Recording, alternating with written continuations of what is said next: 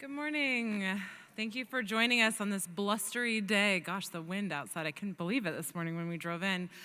My name is Melissa Buron, and I'm the director of the art division at the Fine Arts Museums of San Francisco, and I was the San Francisco installation and co-curator for this exhibition, James Tissot, Fashion and Faith, for which today is our final day. And it's my goal today to really keep it together. It's a very busy, bittersweet day, but we have so many exciting papers and wonderful scholars with us, so there's a lot of good things to come today. I wanted to remind everyone, if you weren't here yesterday, just to give you a bit of context, this exhibition is the first presentation on Tissot ever on the West Coast of the United States. The last exhibition was curated by Malcolm Warner and Nancy Marshall, who's here with us today, at the Yale Center for British Art, and it went to the Albright Knox in Buffalo, and it went to the Musée de Quebec. But there's never been a West Coast venue. The last major exhibition on Tissot in Paris was in 1984-5, curated by Krystyna Matyjaszkiewicz, who's also with us today. So we have a great representation of Tissotists in the room. The exhibition was co-curated by myself and Paul Perrin from the Musée d'Orsay, who is with us today, as well as Marine Kissiel and Cyril Siama.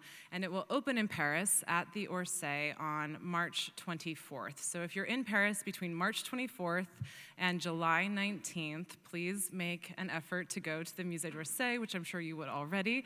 But I've actually heard reports, I haven't seen any photos yet, but I've heard that there are banners outside of the Orsay advertising Tissot. So 2019, 2020 is the sort of spectacular celebration years for Tissot.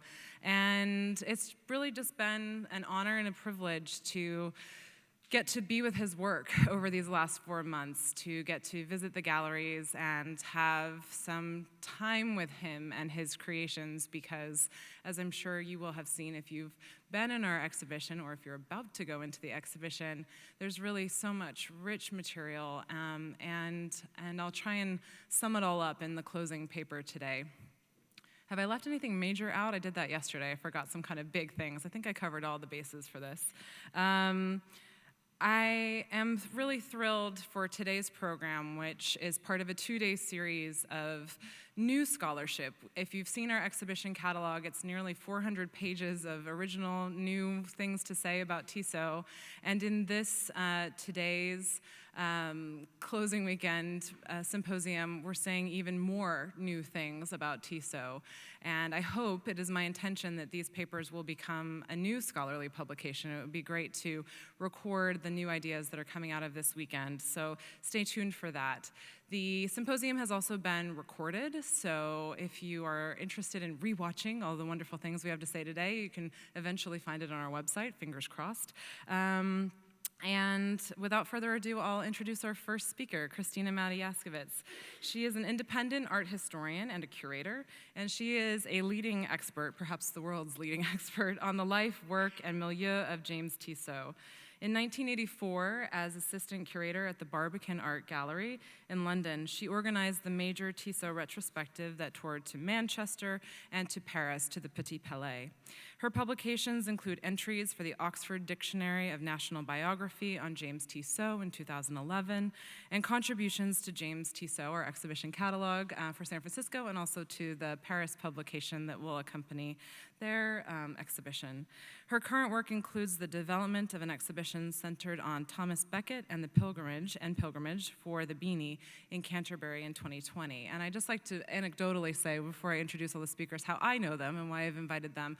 Krystyna and I first met, I can't remember exactly how many years ago, at least 5 years ago, and we were meant to meet at the Guildhall to look at some Tissot paintings at the gallery there. Well, gallery talking turned into lunch. I think lunch turned into dinner. I didn't make it to the theater that I was supposed to go to that night because Krystyna has really so generously shared a life's work and passion for Tissot. And for those of you who may have delved into Tissot scholarship of the 20th century, I won't name any names, but it got a little contentious. Read those footnotes. They got a little intense, kind of going back and forth. And it has been my goal and hope that in sharing Tissot's story in the 21st century, that we can sort of put all of that behind us, because frankly, it's not our stories, it's about Tissot. So thank you to Krystyna for so generously welcoming me into the world of Tissotists. And now we're going to hear more about Kathleen Newton and some new discoveries. So thank you, Krystyna.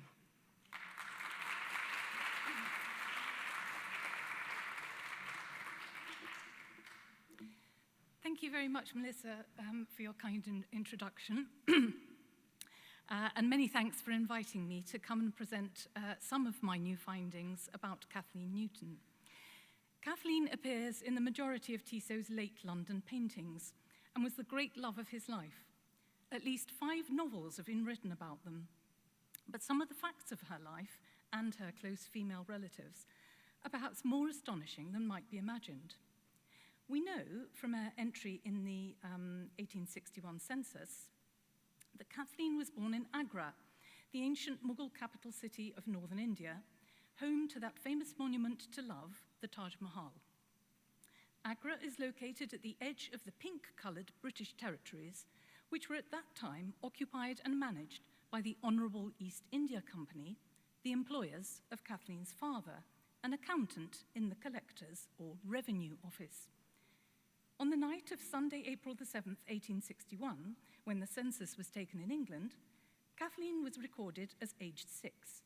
We've got there, so here we are. There's Kathleen. There's Kathleen here.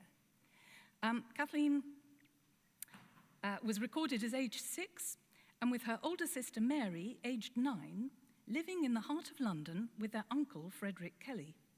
He was a general practitioner, that is, a community-based doctor, not a hospital specialist. It was the Easter holidays, which is why the girls aren't recorded at their boarding school. They'd been baptized in August 1860 at Holy Trinity Church, St. Bride's, and enrolled at Gumley House, a Roman Catholic boarding school run by French nuns. Gumley House offered the many advantages to be procured by a continental education combined with residence in England. It was very agreeably situated, with truly beautiful, spacious, and walled-in gardens, which included a lake and fish pond that we can't see here. Lessons were mainly in French, so Kathleen and Mary would have been completely fluent. The subjects covered included languages, geography, history, maths, and useful and ornamental needlework. Pupils were drawn from Great Britain, Ireland, and the colonies, according to the school prospectus. Among Kathleen and Mary's fellow pupils were Princesses Marguerite and Blanche, the granddaughters of Louis Philippe, the former King of France. The princesses were day pupils, whereas Kathleen and Mary would have been boarders, returning to their uncle's house in London during school holidays, as they did at Easter in 1861, when the census was recorded. Back in India, the girls had 3 older brothers, all of whom worked in the police service. Charles, or Charles Montague, listed here above and below his father's listing, so see there, Charles Montague, was the middle brother, working in customs here, and by the 1880s, as an assistant district superintendent of police before becoming a vet.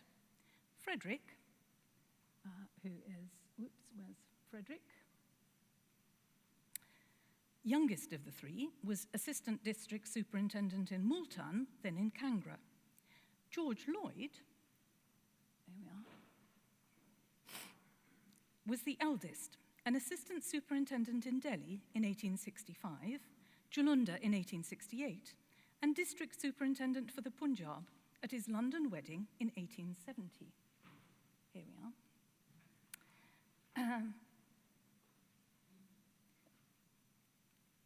One of the witnesses who signed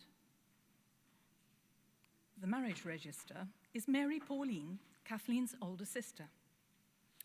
Kathleen had reached 16 and finished school, and George had arranged for her to marry a friend of his in India, Dr. Isaac Newton. From a statement many years later by Kathleen's daughter in her court case to claim a share of Dr. Newton's estate, we learn that it was at George's house in India that Kathleen first met Newton. Their marriage was to be very short-lived and end in divorce.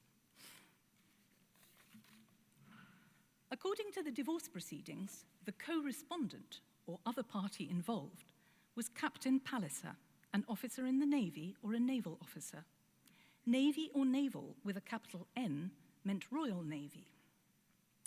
There's been much speculation over the identity of Captain Palliser, but I'm now able to reveal to you, for the first time, definitive evidence of who he was. Departing on Saturday, August the 6th, 1870, from Southampton to Bombay via the Suez Canal, that's the overland route, so that's this route, are Commander Palliser, Mr. and Mrs. Kelly, that's George and his wife, and Miss Kelly, that's Kathleen. A commander is a naval officer responsible for the running of a ship and its crew, and is given the courtesy title of captain in general parlance. Palliser and the Kellys sailed to Alexandria on the P&O steamship Perrin, mentioned here. From Alexandria, they would have traveled by train to Suez. So that's Alexandria, Suez, where they boarded the Sumatra for onward journey to Bombay, or Mumbai as it's now called. They arrived on Friday the 2nd of September. A journey that until the previous year had taken 6 months via the Cape of Good Hope. That's this route. Now took just under 4 weeks, thanks to the opening in 1869 of the Suez Canal. Palliser went to join his ship, HMS Forte.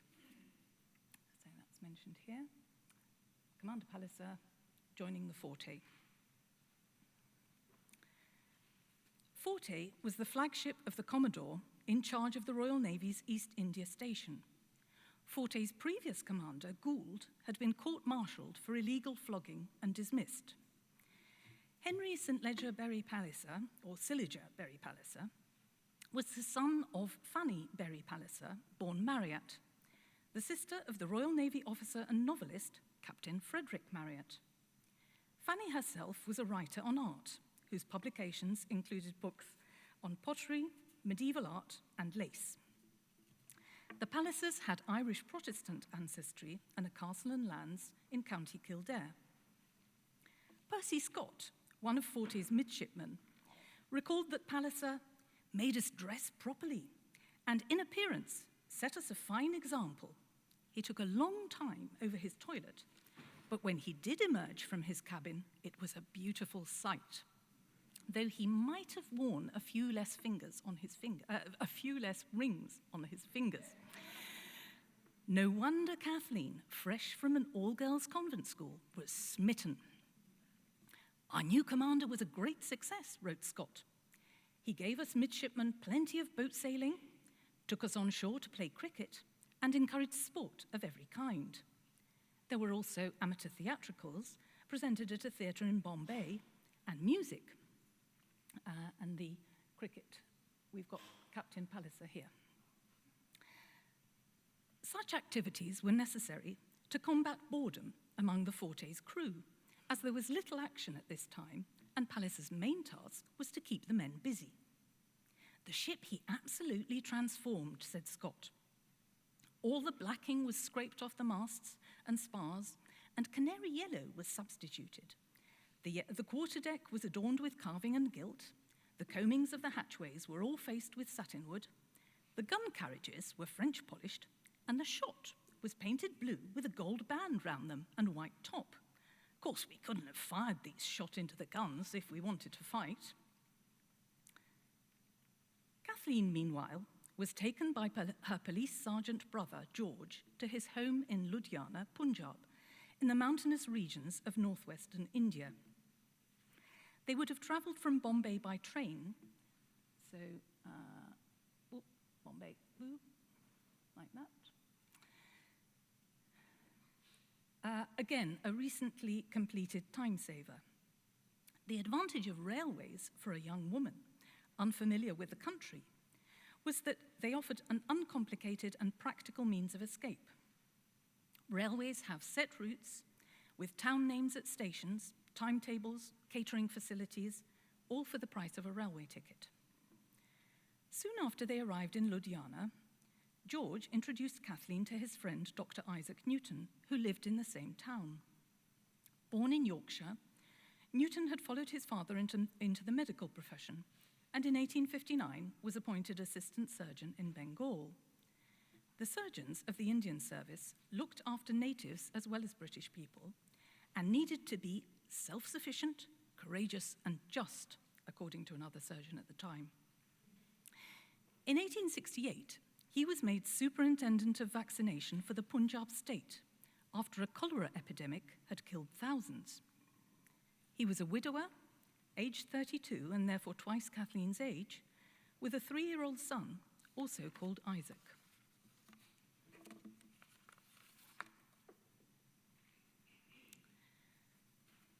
Less than 3 months after they arrived in India, George suddenly dropped dead. The cause of death was delirium tremens. Here we are. Commonly known as the DTs, a severe reaction in people physically dependent on alcohol who stop or reduce their intake, which can result in cardiovascular collapse and has a high mortality rate. George's behavior over the past months would have been agitated, erratic, and confused. He would not have been a reliable chaperone, nor would have been his new wife, Kate, which explains why Palliser was able to seduce young Kathleen during the voyage. George died intestate, that's no will, and therefore no access to cash, until administrators were appointed, which took over a year. Even a simple marriage license needs to be paid for. Frederick, George's younger brother, and also a police superintendent, appears to have made sure that Kathleen's planned marriage to Newton went ahead. He is the witness who signs the marriage register.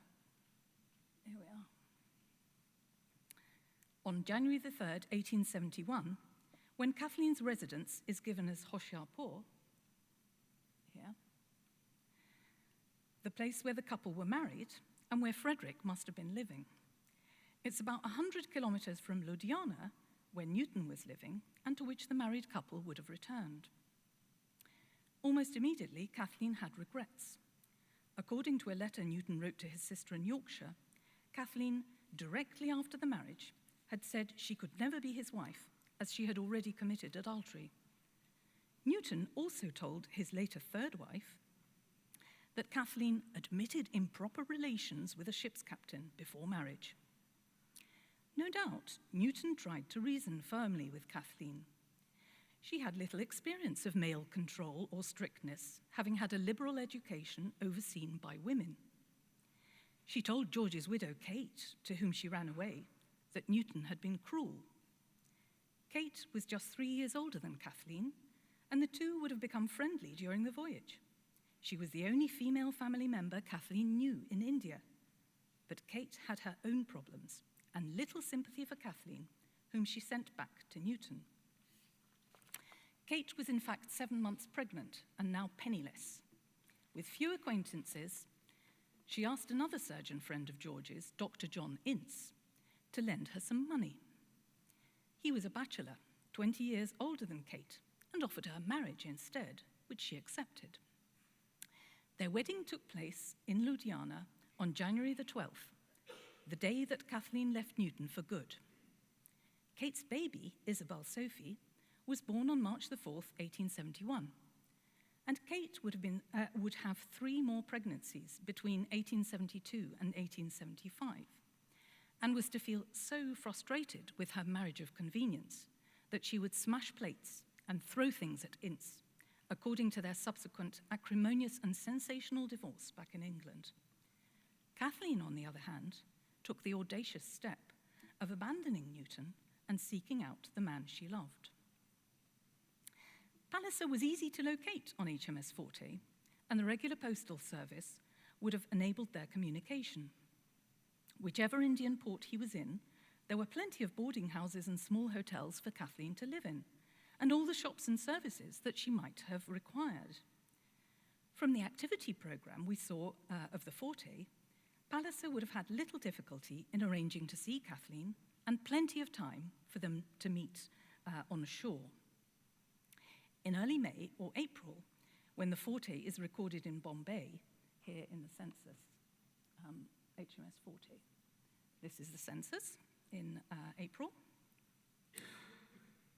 Kathleen became pregnant. According to letters referred to and quoted in her daughter's later claim on Newton's estate, Kathleen asked Newton to pay for her journey home and told him she was pregnant with Pallis's child. Whether he sent her any money, we don't know, but by December, she was back in England. Her daughter, Muriel Violet Mary, known as Violet, was born on December the 30th, 1871, in Conisborough, Yorkshire, where Kathleen's father and sister Mary were now living. It's in the north of England, not far from Knaresborough, where Newton's family lived. The Kellys are recorded in the April 1871 census, here. Charles, now a widower. Where is it? Daughter, widower. And Mary, likely destined to be his housekeeper and companion. The baby's father was stated to be Isaac Newton when the birth was registered by Kathleen on January 24th, 1872. Newton had begun divorce proceedings in May 1871 after learning that Kathleen was pregnant. His divorce decree nisi was granted on December the 30th, the day the baby was born, and the decree absolute on July the 10th, 1872. Divorce was at that time still very rare and considered scandalous. It had only become accessible to people who could afford it with the 1857 Matrimonial Causes Act in England and Wales, which was adopted in India in 1868, just 3 years before Newton began proceedings. The law enabled a husband to divorce his wife on grounds of adultery. As we saw from the letters Newton presented in evidence, Kathleen had freely admitted adultery. Conisborough was sufficiently far away from India for the Kellys to behave as if no divorce had happened. Newton's family in Yorkshire would have wanted to avoid scandal. Even if reported in local Indian gazettes, the divorce didn't get any coverage in British press. Violet and her cousins remembered being told that Kathleen had left Newton after a few years of marriage. We learn from her claim on Newton's estate that she only heard of the divorce when she was 17. We also learn that a local wet nurse, here we are, was employed to breastfeed her from 2 days old, the usual practice for women of all classes at that time. I have to skip lots of exciting new findings here for lack of time and leap to 1876, when Kathleen again gives birth. Cecil George was born at 6 Hill Road, the house of Kathleen's now married sister, Mary Pauline, who by this time had 2 daughters. When Cecil was 3 months old, Kathleen registered the birth, stating the father to be Isaac Newton, whom she'd not seen for over 5 years. I think it's highly likely that the father was Palliser, but time precludes me going into all the detail of why I think that. I used to think it might be Tissot, but if Tissot had been on intimate terms with Kathleen since 1875, I'm sure he would have included her portrait in his portfolio of 10 etchings, which he considered his most important work in 1876. Tissot's first definite portrayal of Kathleen is this etched portrait of Mrs. N, or Portrait de ma M.N., dated 1876 in the top right corner. Up there. In the top right corner of the plate. Kathleen wears autumnal clothes, the same as in the painting and etching October. The portrait must have been started in autumn 1876, but too late for inclusion in Tissot's portfolio of 10 etchings, which was published in December 1876, but had been in preparation for many months.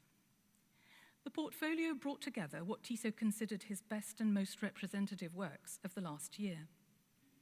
It's hard to believe that Tissot would omit a portrait of Kathleen if they were intimate enough for her to have become pregnant. So I'm fairly certain that Tissot wasn't Cecil's father, and that Tissot didn't get to know Kathleen well enough to ask her to model for him until the autumn of 1876. In 1877, Kathleen came to live with Tissot. He portrays her here in one of my favorite pictures on a visit to Brighton in spring 1877. We know it's Kathleen because the flags behind her head, that one and that one, signal M and N, Madame Newton, like the French title for the 1876 etching. Kathleen's children continued to live at Hill Road with their cousins and nanny, visiting Kathleen and Tissot for picnics and play in the garden, or for singing with Kathleen at the piano. Oops. Sadly, Kathleen contracted tuberculosis. This beautiful watercolor of 1881 captures the typical raised coloring of cheeks in sufferers who were advised to get as much fresh air as possible. Tuberculosis wasn't a death sentence. Although most sufferers died, people were known to recover. And both Tissot and Kathleen, as Roman Catholics, would have believed in the possibility of miracles if they prayed hard enough. Kathleen's death certificate states that she died of tuberculosis, the medical term phthisis. But in recent years, a story seems to have ballooned that Kathleen committed suicide. James Laver, in his 1936 biography of Tissot, repeated gossip recorded by Arnold Bennett that Tissot had mixed up some letters, and Kathleen had received one that said Tissot was sick of their affair and wanted to marry, whereupon she committed suicide. No mention or knowledge of any tuberculosis there. This report was fake news, like the gossip that Tissot kept a mistress in a locked room, or that he became a Trappist monk. It's completely unfounded. All the evidence, including paintings, letters, and photographs, like this tender one her niece Lillian owned, taken after Tissot carried Kathleen down into the garden when she was too ill to walk, show that Tissot was absolutely devoted to Kathleen. Dr. Frederick Kelly, Kathleen's uncle, visited her when she was dying and said she looked very beautiful and was surrounded by every luxury. Kathleen and Tissot were Catholics who believed in miracles. If there's the tiniest sliver of hope you can stay living with your loved one, you'll hang on to that. We shouldn't be putting a modern perspective of assisted dying onto 19th century Roman Catholics who would have believed there was always hope in God and known it was a very grievous sin to take your own life. If Kathleen had committed suicide, she wouldn't have been given a funeral mass at Our Lady's Church or been buried in consecrated ground of the Roman Catholic cemetery at Kensal Green. Thank you.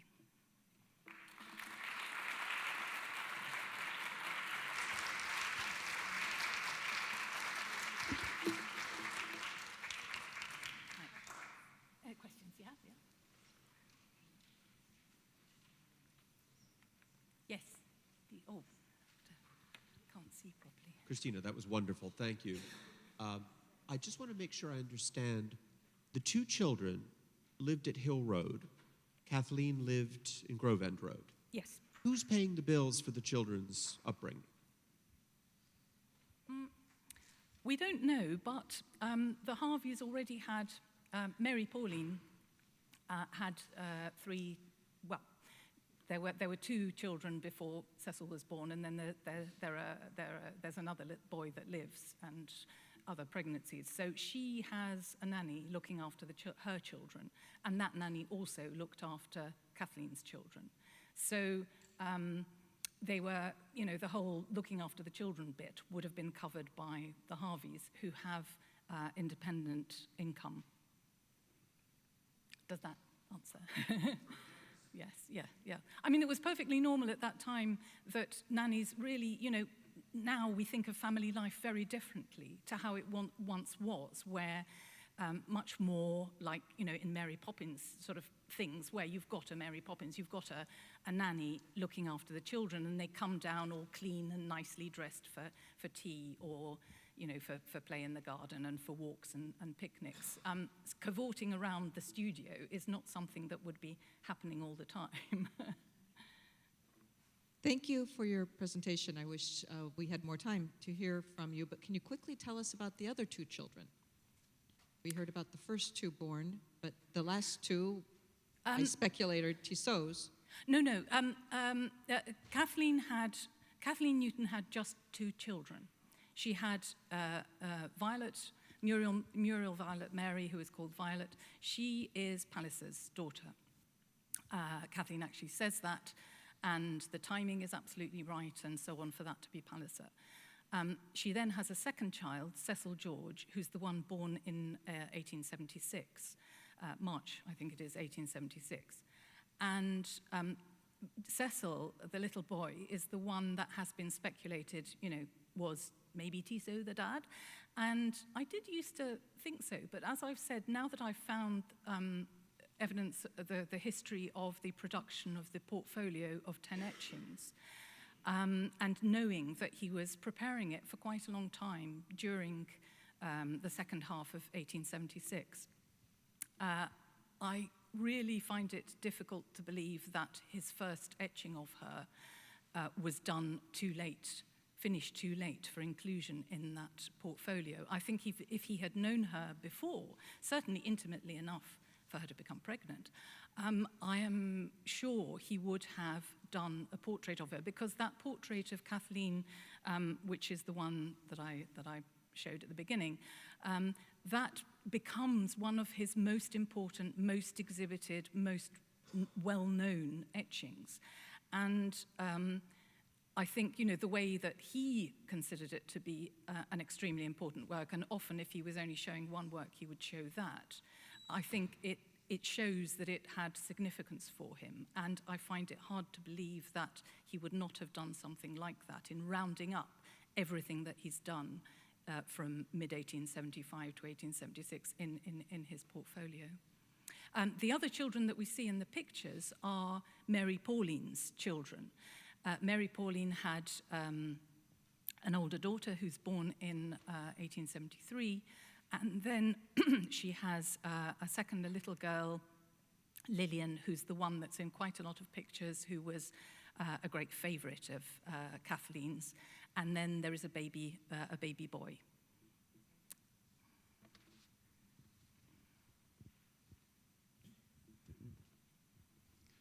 I was wondering, a lot of the pictures in this 1870s time period are very personal and insular, and I was wondering how their relationship would have been viewed in the context of where they were living. Did they have to kind of seclude themselves, or would they have been accepted? Well, living with cohabitation was acceptable in some circles, but frowned upon by others. So they don't seclude themselves, as a specific action. They're living. They carry on living where they are. And Tissot, there is actually someone who used to visit them quite often, says Tissot didn't care about what people thought. He just carried on. He didn't understand what the fuss was about. I mean, in France, it was perfectly ordinary. You had to have a wife and a mistress, or to live. Lots of artists live with their partners, have children, and don't actually marry until a great deal later. Had I been able to present an awful lot more information in the middle, you would have seen that actually that cohabitation and children beyond marriage and then subsequently getting married was immensely common, immensely frequent. But of course, it's a bohemian sort of thing. And there were therefore some people for whom it was perfectly all right, and they would come and visit. Whereas other people looked down upon it, and those sort of people either were not invited, not part of their circle, or didn't really get to visit. So there are a lot of people who do visit. So this whole idea that they were secluded, that wasn't actually the case. There are people who do come as friends, and as Lillian later said, they had their own circle of friends for whom a wedding ring didn't matter, and the servants called her Madame Tissot, and in fact the girls actually thought that Tissot and Kathleen had married, because they thought that she was, they always heard her being called Madame Tissot. So we see a little world, but a little world that was shared by other, bohemian artists and individuals, and, Bowles and friends of Bowles, and all sorts of people visit. I understand Kathleen's identity was a mystery until the Ross revelation in 1946. Some of the paintings have titles with her name in, though. Were they exhibited under different titles? The only one, there is one little oil sketch, which said on it and was sold as Mrs. Newton in Tissot's garden in the 30s, but nobody really picked up on that. Other things were not exhibited with a title saying Mrs. Newton in or Kathleen Newton at. They were all, like the Brighton picture. The Brighton thing was, that's holidays or by the seaside, those sorts of things. So there weren't actually, she wasn't identified in pictures.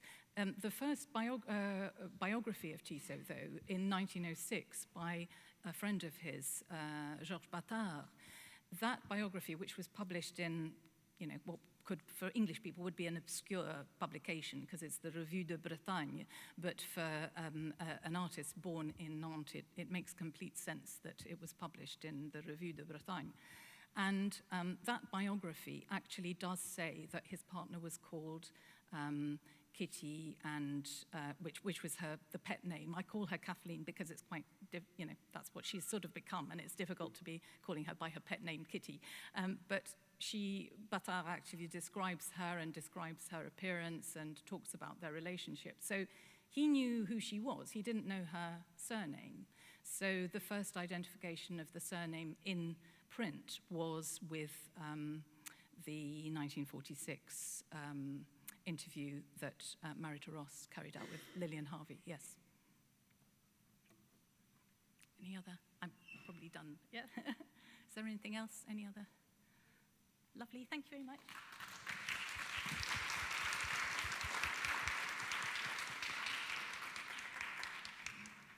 Thank you, Krystyna. We'll so look forward to hearing more and reading more when it is published, maybe even in our proceedings from the symposium. Our next talk is going to be given by Serena Keshavjee, and I'm delighted to introduce her as well. She is someone that I met. I'm trying to now remember how many years ago that was. All the years start to blur together. We met probably about 4 years ago when I organized with curator Alison Hokinson at the Metropolitan Museum a conference panel at the College Art Association called Haunted Modernity. But I had known Serena's work for quite a while, and when I read her bio, you might understand why. And if you know anything about my own research, you'll know why I was so interested in it. Serena coordinates the curatorial practices specialization of the Masters in Cultural Studies while teaching modern art and architectural history at the University of Winnipeg. Her academic publishing focuses on the intersection of art and science in visual culture at the fin de siècle. Her chapter, The Scientization of Spirituality, was published in Seductive Surfaces, The Art of Tissot in 1999. Her current research project is a monograph and exhibition on a Canadian medical doctor who studied and photographed ectoplasm, and if you don't know how to define that yet, you will after her talk, for 15 years in order to prove that life existed beyond death. And I was so encouraged when I first read Serena's scholarship because it really grounded for me the very serious way in which you can talk about topics that sometimes might feel a little scary for art historians or even general public. And she really has such a brilliant perspective, and she's going to give us some new ideas in her talk today. So let me see if I can pull up her slides. Please welcome Serena. Thank you very much, Melissa, for inviting me today, and thanks for the fantastic organization of this symposium and the study day. I'm enjoying it, and it's interesting coming back to Tissot because I haven't worked with him for a while, so I'm learning all kinds of new things. How's the microphone? Is that good? All right. So I'm just going to warn you, I'm studying spiritualism from the scientific point of view, and so I'm bringing us into the 20th century and into North America, so it's a little bit different. All right. Arthur Conan Doyle, the author of Sherlock Holmes, visited Winnipeg, Canada in early July 1923 as part of his second North American tour. According to the local press reviews, Conan Doyle thrilled an audience of 1,800 with his explanation of spiritualism, and especially the image by the mediumistic photographer Ada Dean you see on the left. I also show you he did a little hiking while he was there, of course. In the 1920s, Conan Doyle was perhaps the world's most famous spiritualist, and as such, he was invited to seances wherever he went, including in Winnipeg, where he spent one evening in the home of the respected medical doctor and elected parliamentary official, T.J. Hamilton, and his wife Lillian, participating in experiments that showed off Hamilton's advances in telekinesis. And you can see here, this is an image from July 1923, probably after the Doyles had come to visit. Conan Doyle wrote very positively about Winnipeg, and let me quote for you here.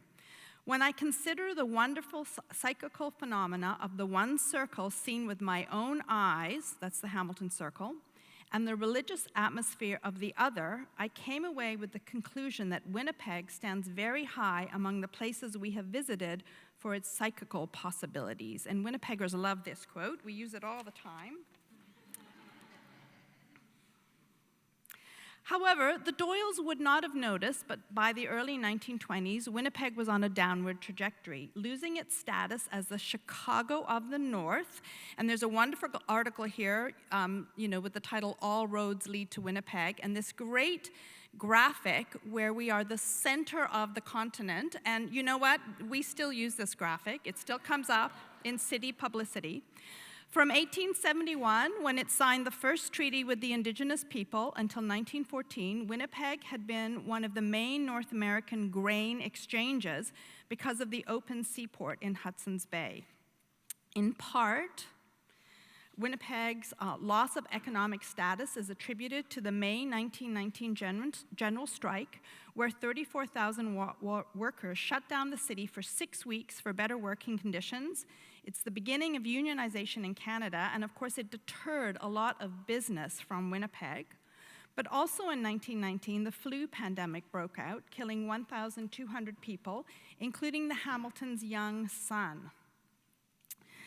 Lillian and T.J. Hamilton began going to seances like so many people between the wars to alleviate their sense of loss, and they became serious about scientifically testing mediums only a few months before the Doyles turned up. And you can see here the laboratory that they set up in one of the bedrooms where they black out all the windows, and then this extensive bank of cameras that Hamilton started to acquire. Meeting Conan Doyle was important for Hamilton, introducing him to the celebrity status of the elite spiritualist or psychical researcher, as they like to be called. Conan Doyle also offered Hamilton a model for how to be a practicing Christian and a spiritualist at the same time. And this is actually quite common. Most spiritualists did not give up their Christian beliefs. Hamilton remained an active Presbyterian while believing in ghosts. So Doyle, Hamilton, a number of other famous physicists, including Sir Oliver Lodge, and Tissot, all lost loved ones and turned to spiritualism to help them grieve. Religious historian Lynn Sharp, in Secular Spirituality, has estimated that there were thousands of spiritualist believers at the turn of the century in North America, and probably equal numbers, if not more, in Europe. She outlines that spiritualism was a reform religion, offering women a central role, and it was accessible to all classes. Alex Owen has pointed out the gender-bending role that female mediums were allowed to play, but I have to say the gendered restrictions for scientists remained firmly in place. Dr. Hamilton hid his belief in ghosts for much of his career, cloaking it in scientific inscriptions delivered from his experimental methodology as he carried out hundreds of controlled experiments with mediums from 1920 to 1935. Much like Conan Doyle's character of Sherlock Holmes, Hamilton presents himself as the heroic scientist, the logical thinker, just searching for the truth. Spiritualism was conceived of as a modern religion, one grounded in science and new technology with the photograph as its evidentiary proof. TJ, with the help of Lillian, went on to take 700 photographs documenting 68 ectoplasmic excretions, Hamilton published dozens of articles analyzing the exteriorized material through which the ghost communicates, and he began his own successful lecture circuit, giving 86 illustrated slide lectures in London, England, New York City, Boston, and all across Canada. And from, a prairie boy, this was a big deal that he got to travel so much. Like his mentor, Conan Doyle, Hamilton believed in intention and survival, and this is a realist spiritualist idea, and this is the name of his book. After he died, it came out. And the miniature face forms that appeared in his photographs, he was very famous for these, were understood as partially materialized representations of discarnate spirits. And his most famous miniature face form was, of course, Conan Doyle himself, who appeared after his death a number of times in Winnipeg. And the image on the right is from 1932. And these images are actually found in archives all around the world, including in the Conan Doyle archive in Austin, Texas. Despite following or modeling himself on Conan Doyle, Hamilton rejected the style of ghost photographs that Doyle made with the Cruise Circle and William Hope. And you can see this on the left. This is one of Hamilton's Conan Doyle's presentation boards. And I describe these as pictorialist in their aesthetic. Hamilton's photographs are modernist, with sharp contrast between black and white tones, with cropped and close-up details that create a fragmentation not only to the medium's body, but also a new focus in on the ectoplasmic substance through which the spirit is made visible. The photos fit into a wider fine art trend of the 1920s labeled the New Vision, and I'll come back to that. Jennifer Tucker, in her essay for the exhibition at SF MoMA, Photography of the Invisible, comments on the varied stylistic conventions used for spirit photographs, and Sarah Wilborn points out that the shared pictorial conventions between spirit photos and Victorian portraiture conventions, and perhaps this is not a surprise given the evidence of Tissot's involvement with the physical medium William Eglinton, who is one of the earliest mediums investigated by scientists. And this is Tissot's frontispiece for Twixt Two Worlds, which is the biography of William Eglinton from 1885 by John Farmer, and this is in the exhibition upstairs.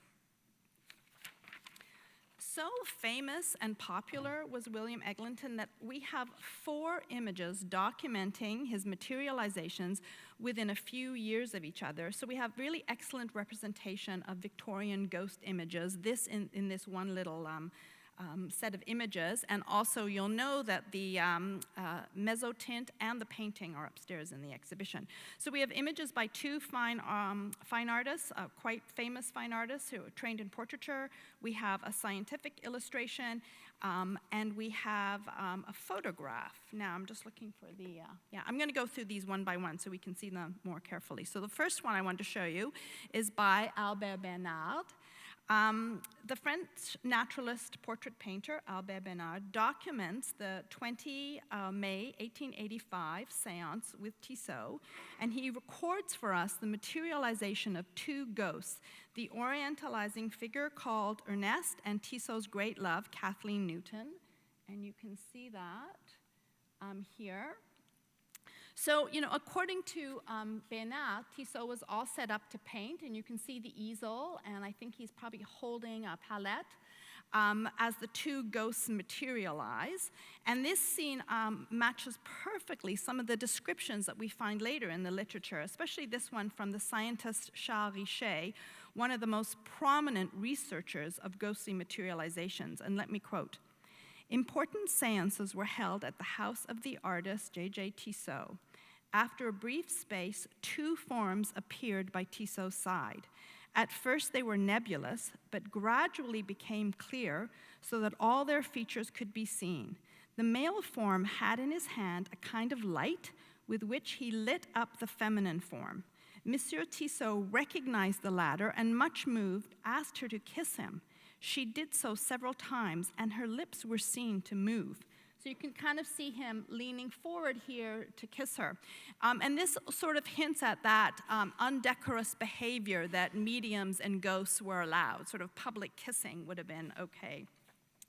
The second materialization is This is William Eglinton on the floor, and there is Kathleen Newton kind of coming, conjured up right before our eyes. So these are Tissot's response from the seance of the 20th of May, 1885, and I think Melissa's going to talk more about those. So I'm not going to say much, except that when I did this work, we knew about the mezzotint. It's very well discussed in the scientific literature, which is what I was looking at. But the painting, I just assumed that, the Tissot family was embarrassed and had destroyed it, and it's just recently been found by Team Tissot, and it's fantastic to go and see it upstairs. It's one of the exciting elements.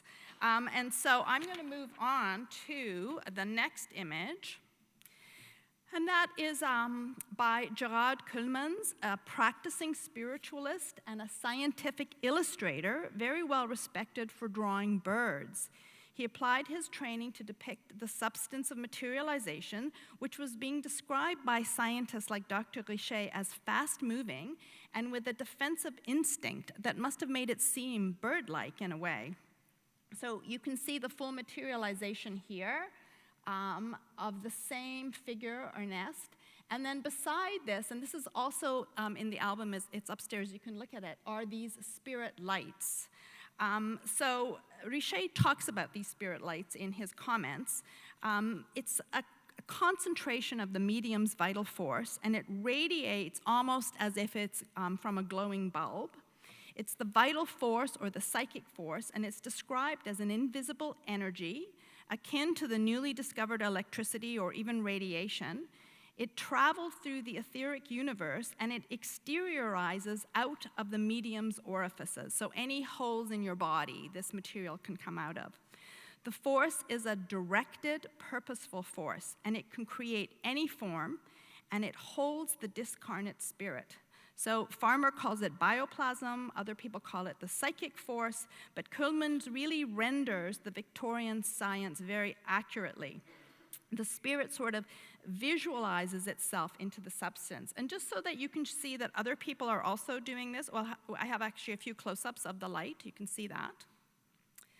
And then in my general research, I'm looking at how people actually visualize the vital force. And this is a nice comparison. This is from 1850, and it's a chemist, Karl Reichenbach, and it's his version of the vital force, or what he called the odic force. And you can see some similarities, I think, in these illustrations. So as elegant as Kuhlmans' scientific visualizations are, they would have been considered old-fashioned by 1885. Hand-drawn illustrations were becoming more and more suspect by scientists in the 19th century.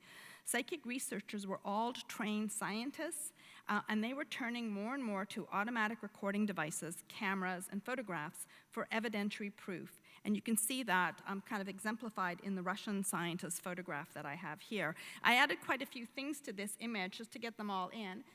So there's the Russian image, but these are another materialization. This is Katie King with William Crookes, and this is Albert Bernard's drawing of Katie King, and you can see how influenced it is by the photographs, so there's an interesting parallel there. And it's the photographs actually that begin to take over. I'm also interested in the orientalizing costume that all of these ghosts kind of share. So even Sir William Crookes' cutting-edge photograph, and this photograph of Katie King is taken in 1874 with the aid of electric light, so very early. It is soon rejected by the psychic researchers as well, because the science itself changes from the energy and light radiation of physics to biology, when the vital force is reconceptualized as an organic substance, and the fully formed phantom who can kiss becomes very out of place in the 20th century. And so the next leap then is what you see with the Hamilton. The next development in ghost photographs really moves to Between the Wars as part of the modernist spiritualist revival, and it's completely based with photographs. So the model for cutting-edge psychic researchers in the 20th century, and that's how Dr. Hamilton saw himself, was a German doctor, Schrenk-Notzing, and a French sculptor, Juliette Besson. They collaboratively published books in 1914, 2 different books that are filled with photographs of the French medium Marthe Béraud, or her stage name, Eva Carrière. So these 2 books, and I have Eva Carrière in the middle, became the iconic 20th century scientific photographs that any cutting-edge doctor looked at. And they upended older Victorian photographic conventions, but they also changed Victorian science. So let me show you some comparisons. So I have Hamilton on your left and Schrenck-Notzing on your right, and you can see how similar they are. So Hamilton's are done much later, 1930, but he's looking to these models with this ectoplasm covering the face.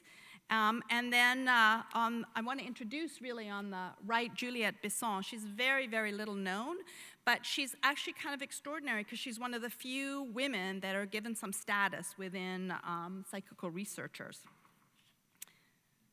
So there are lots of contradictions in how photos are perceived in the 19th century, as Jennifer Tucker has pointed out. One of the most interesting contradictions is that the camera and the lens are being used to prove something as intangible or profound as the afterlife, and thus buttress faith.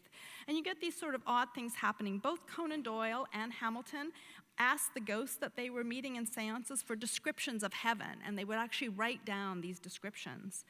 You had to be very technically astute to take photographs of something that was invisible. And Hamilton poured lots of money into his laboratory. He hired an engineer from Bell Canada to help him set up this complicated arrangement of 12 cameras, including 2 stereoscopic cameras.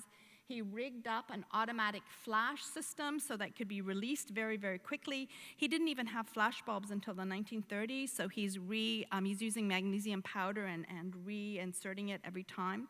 So I have to say that some of the changes to the look of ghost photographs in the 20th century are because of technical developments. Improved flash systems for the most part, faster and more stable light leads to a clarity of image and a greater contrast between black and white tones.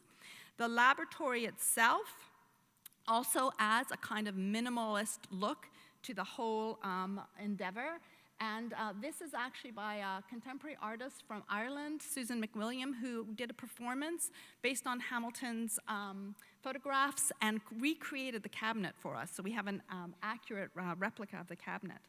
But I think the most interesting sort of difference between 19th and 20th century ghost photographs is the rejection in the 20th century of showing a fully formed phantom, like the ghosts of Katie King and Kathleen Newton, opting instead for a fragmented image both in the body of the medium but also in the materialization itself, which by 1914 becomes the excretion of a viscous biomorphic mass, sometimes with these bizarre and-formed limbs, and I'll show you that in a second.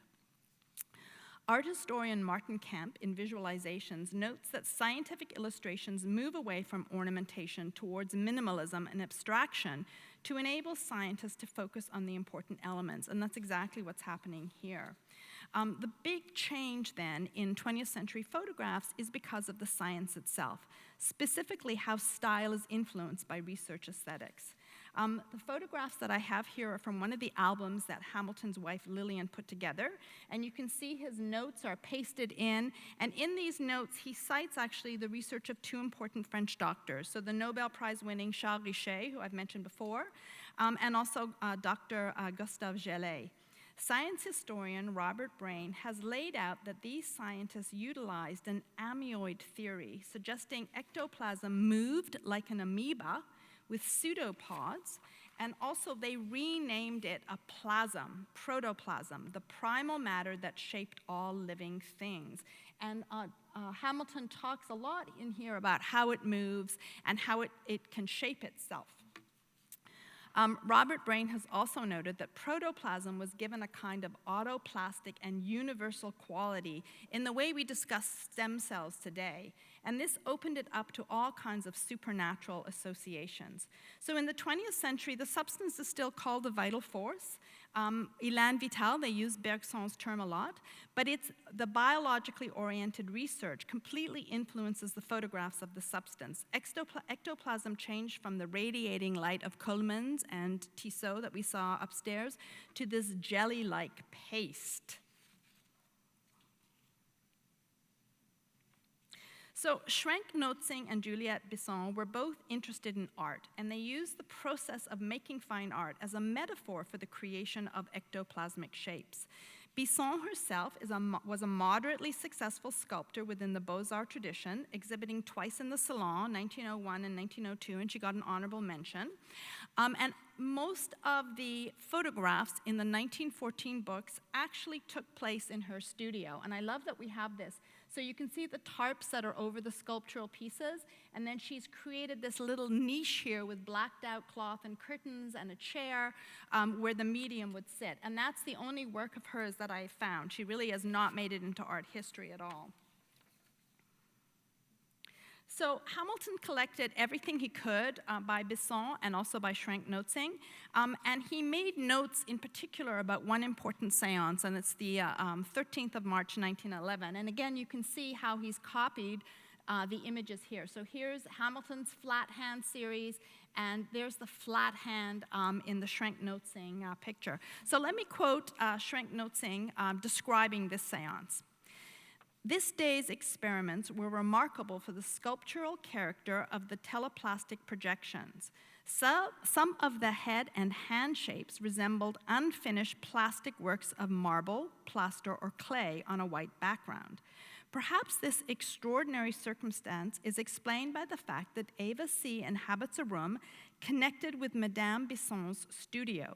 She is surrounded by sculptures of all sorts and has, through the artistic activity of her patron, daily opportunity of observing the various stages of development of the sculpture. So I love this idea that the medium is in a sculpture studio and that she's creating these projected limbs, and they might be inspired by the fragments around her.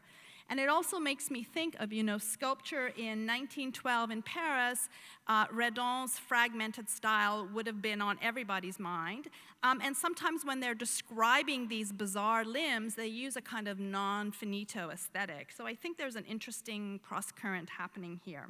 Now, I know these photographs were perceived as modernist because Laszlo Moholy-Nagy included 12 Schrenck-Notzing photographs in room 1 of his groundbreaking exhibition, Film and Photo, in 1929, where he laid out his vision, his new vision, which directed art photography for the next 40 years.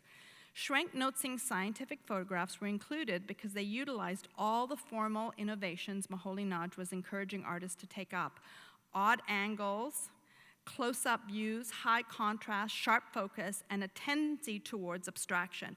And all of this for Moholy was in contrast to pictorialism. And that's exactly what Hamilton and Schrenck-Notzing and Bisson are doing. They're moving away from that pictorial aesthetic to something that's much more closer to the new vision. Martin Kemp notes that scientists share with artists the means and methods of image making, including manipulating formal elements and design choices. And while we might be uncomfortable thinking that scientists, even psychical scientists, have been influenced by the stylistic concerns of the period, the next part of my research is to really find out how much Hamilton, Schrenck-Notzing, and Bisson knew about fine art trends, modernist trends, and to look at the cross currents between modernist ghost photographs and modernist art. Thank you.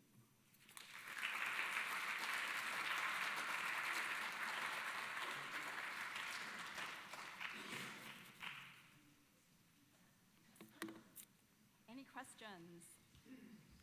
Okay, I see a few hands.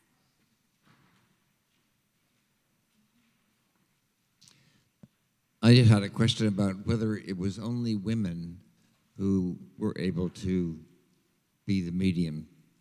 So there were both male and female mediums. I happen, obviously, Eglinton is a good example of a very, very credible, famous male medium. But as the movement continues through the 19th century, it does become more and more often women. And of course, women are understood as much more passive. They're thought to have less of the kind of logical mind, so it was easier for the spirit to pass through them. I also think, based on Alex Owen's work, that it was an opportunity for a smart woman. It's a great job because you have a patron, you're clothed, you're fed. This wonderful French medium, Eva C., she never ever accepted money because that would have been unprofessional and would have made her suspect. But she's taken to Paris, she's taken to London,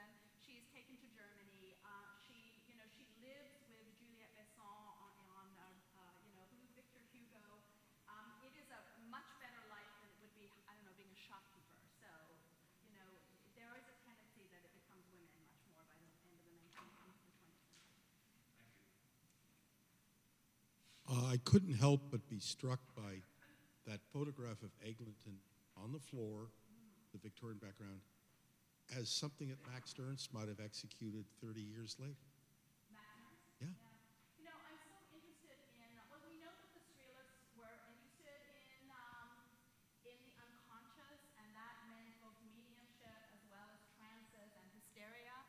These things really, really overlapped. It was all about the trance. And that was another thing that women, you know, would go into trances more easily, apparently. So that trance state is something that fascinates both the symbolists and the surrealists because they realize it's a very creative state. So we know that the surrealists were looking to, they actually did seances in the 20s. There was a whole period where they were using seances and hypnotizing themselves, and apparently it got kind of out of control. So yeah, it is a kind of graphic that he might have liked and cut out and used. Yeah. Hi, good morning.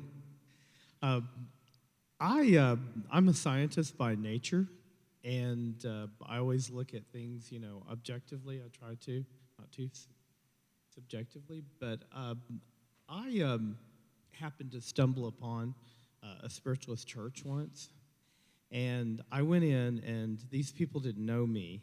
They knew me from Adam, and I sat down. They were doing a reading, and the woman started communicating to me and communicating around me, and I was like, okay, I'll go with it. I was a little uncomfortable, but I went with it, and it was kind of interesting because this woman, these people who absolutely did not know me, she was able to give me the names of my dead relatives. Believe it or not, I would swear on a Bible here, if I had one here. And she started talking about a particular person, and this person apologized to me.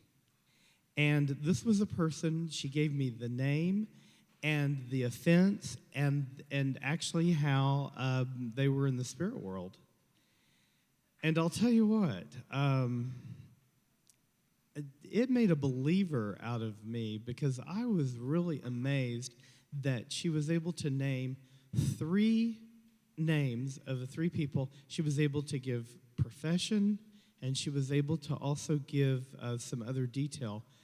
And so I really find it kind of fascinating. And so I just had to say that because I had personal experience with this. Not with these pictures. Looks kind of weird. But with the people themselves and the mediums and their communication that they gave. Well, I mean, and you've had the kind of experience that Conan Doyle and Hamilton had. I'm sorry? You had a similar experience to what Hamilton and Conan Doyle had. Something very personal is exchanged. And as scientists, they decide to try and look at it from an objective point of view, and hence have these long careers. So it's not that uncommon. It goes in and out of style. Right now it's a little bit out of style, but spiritualism actually, when I give talks, people come up to me all the time and tell me that they're believers. And I was invited last year to Leeds, and in a very unconventional element, they invited spiritualists to the academic conference. And this was amazing because these were practitioners in the room. And so one, it changes how you talk about it, but 2, we learned all kinds of stuff too because these are people who do this as a living. So, you know, I'm not commenting on whether it's true or not or what fraud may or may not have taken place. It is a phenomenon that went on, you know, from, I'd say, 1870 to 1940. There were physicists and doctors mostly studying this very seriously. Hamilton is a very serious man, and it's a big part of his life, as it was for Conan Doyle. So these are interesting phenomena that happen. Have you ever been in a room where they had ectoplasm? I have seen dried ectoplasm in some of the archives, and I've seen microscopic images of ectoplasm. Somebody once said the Crandon's was dried up liver. These are doctors too, so they have access to body parts and stuff. I haven't seen any fresh ectoplasm. Yeah. Thank you. And I realized what I critically forgot to say at the beginning of this day's proceedings, which is to give my most heartfelt, thankful, filled with gratitude, appreciation for the people that work behind the scenes to make something like this come to fruition. It really takes a village. So many people behind the scenes putting the exhibition together, our technicians, our registrars, our designers, our exhibitions team. It's truly such a collaborative effort, and putting together a symposium like this takes a number of able-bodied helpers as well, able-minded helpers. So I'd like to thank Lexi, Isabella, Maria, and Danny, who has been filming us the last 2 days. And really my sincere, heartfelt thanks to Lexi for making all the magic happen. Can we please give them a round of applause?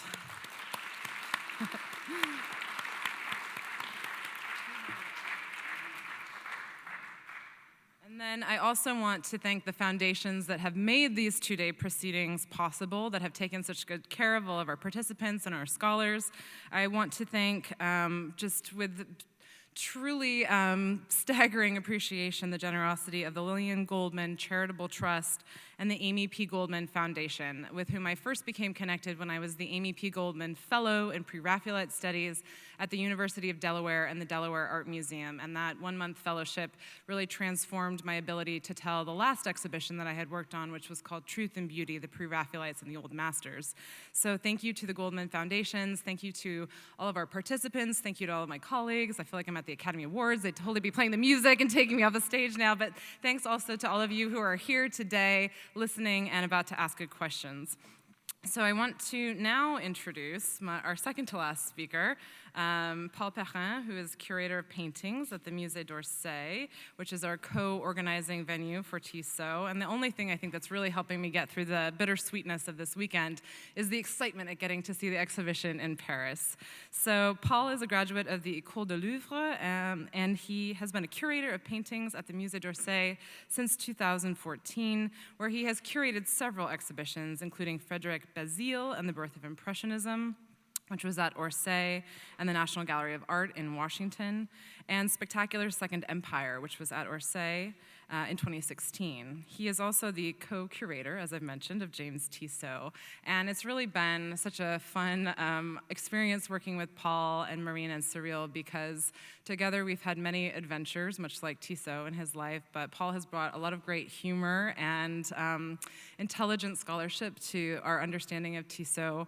And if you don't follow him already on Instagram, you are totally missing out. He has about 10,000 followers plus. He is an influencer, but what he does in his posts is bring great light to scholarly topics and makes them accessible. And one of his, I think, greatest contributions, in a sense, to Instagram is the hashtag Tissot pose, so check it out. But seriously, Paul is an incredible scholar and a generous colleague, and he has some exciting revelations to give us here today, a revelation, one of which he has not yet even disclosed to me, so I can't wait to hear him. Without further ado, Paul Perrin.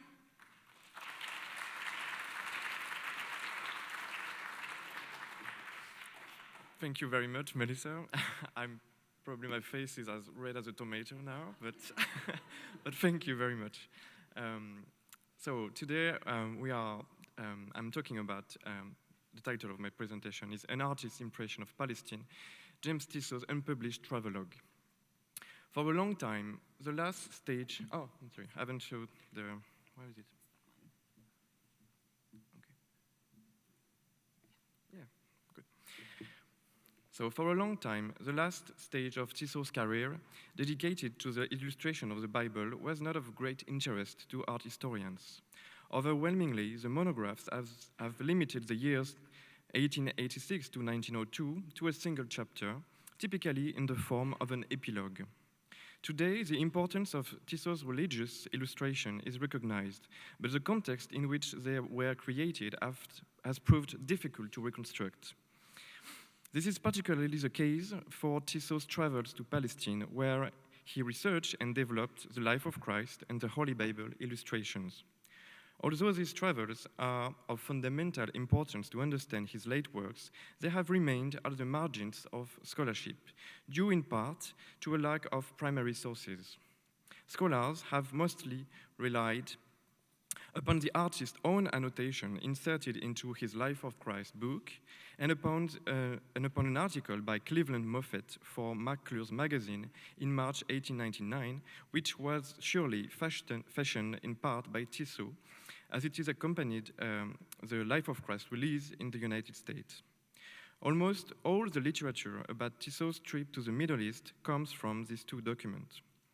Fortunately, the discovery of new sources during these past few months has enriched our knowledge of the subject and put Tissot's experiences in Palestine into clearer focus.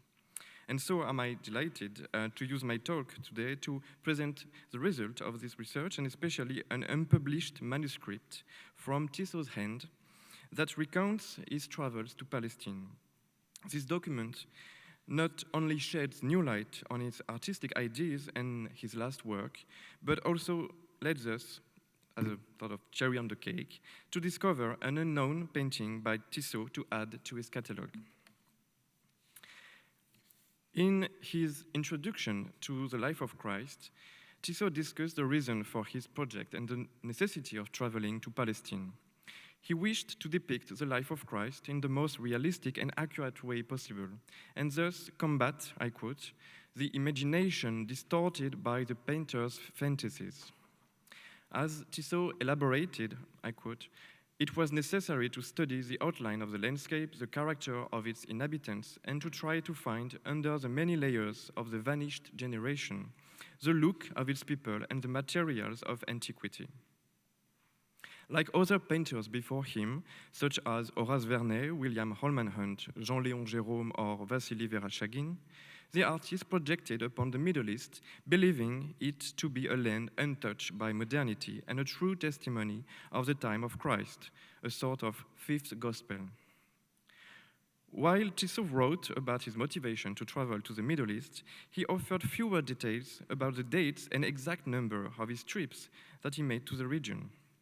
In the Life of Christ, Tissot mentioned only a single trip to the Holy Land, which started on his 50th birthday, October 15, 1886, and ended in March 1887. This very symbolic departure date was also recorded in the booklet of the Salon of 1894, at which Tissot presented to the public a first set of his biblical watercolors. According to Moffett and to the Life of Christ, Tissot set foot in Jerusalem in November 1886 after 2 days of travel, 1 night spent in the presumed village of the two thieves, and a trip from Jaffa on the Palestinian coast. He had apparently first visited Alexandria and Cairo, and even before had passed through Lourdes in the French Pyrenees to seek a blessing for his journey. Tissot briefly evoked also a journey to Nazareth, then to Syria, Damascus, and Lebanon. Also, we have no evidence. We can assume that Tissot left for the Middle East from the city of Marseille, which is here. Since the 1850s, Marseille had been the main port of call for voyages to the Holy Land. One clue that supports this hypothesis is a small notebook from a paper shop in Marseille that was a property of Tissot that we found during the preparation of this exhibition. In it, Tissot took notes from and compared the 4 Gospels and the visions of the early 19th century German mystic and stigmatist Anne-Catherine Emmerich to help him build his narrative and imagine all aspects of the scenes to be depicted. Perhaps Tissot did this work during the crossing of the Mediterranean or during the trip to Palestine. While Tissot only mentioned 1 trip to Palestine in the Life of Christ, we do know that in fact he returned there at least 2 more times. First in 1888-1889, the recently rediscovered artist sales notebook mentioned in 1888 a second voyage Jerusalem, second trip to Jerusalem. A letter to the painter Ernest Meissonier suggests that Tissot returned to Paris the following year in September. I quote, "My dear Monsieur Messonnier, in addition to the important documents I have brought back from Jerusalem, I also brought back its favors." An article published in Le Gaulois on December 25, 1889, also corroborates this voyage. The article described the Christmas Mass in Bethlehem based on a story recounted by Tissot himself. According to the journalist, a great artist and a fervent Catholic, James Tissot, has spent Christmas night in the Holy Land 2 years in a row. The author was probably referring to Christmas 86 and 88. The author concluded the article surmising that Tissot will most likely return to Palestine one last time. Indeed, this proved to be the case. Tissot made a third trip in 1896 in order to complete the project of illustrating the Old Testament for his Holy Bible. The McClure magazine article here, published in 1999, was illustrated with photographs probably taken during this last trip to Palestine. Some of these, Until today, these documents were our main sources of information about the specifics of Tissot's travel to Jerusalem. But a new archival discovery allows us to know more. It is a 130 pages manuscript, an account of Tissot's trip to Palestine penned by the artist himself. In 2014, this manuscript was acquired in a public sale in France by the National Institute of Art History, located in Paris, but had not been studied until now. The letterhead of the paper is from the Waldorf Hotel in New York, where Tissot stayed twice in 1898. First in February-March, accompanied by Maurice de Brunoff, his friend and the publisher of the Life of Christ. At that time, Tissot was preparing for an exhibition of his Bible illustration in New York City. The two men returned to New York again in October-December to present Tissot's illustration to the American Art Association. The manuscript thus dates to 1898 or to the years that immediately followed, as Tissot died in 1902. Unfortunately, the first sheet, which was probably intended to set the scene and explain the artist's project, is missing. The manuscript is not divided into chapters, but we may distinguish a number of primary themes and subjects addressed by the author. They are, in order of the manuscript, as on the screen: Cairo, the Nile and the pyramids, arrival in Jaffa, unsanitary condition and lack of water, the visit of Jaffa, the road to Jerusalem by train, the discovery of Jerusalem, etc. Some of these themes had already been evoked by the artist in the Life of Christ or in the press. The manuscript, however, gives much more space to these stories, and unlike the almost professorial tone employed by Tissot in the Life of Christ, in which the artist acts as both historian and exegete, the discourse here is much freer and jumps between past and present, historical commentary, anecdote, and personal thoughts, as aesthetic and religious sensitivity. A particularity of Tissot's text is the precedence given by the author to his emotion, aesthetic and religious one. As he wrote in the preface of the Life of Christ, what I was looking for, I repeat, was to be moved directly by the life of our Lord, passing through the same places, contemplating the same landscapes, looking for traces of the same civilization. Aesthetic emotion, above all, motivated Tissot, who made very precise description of colors, as though he were painting a mental picture of landscape as a souvenir.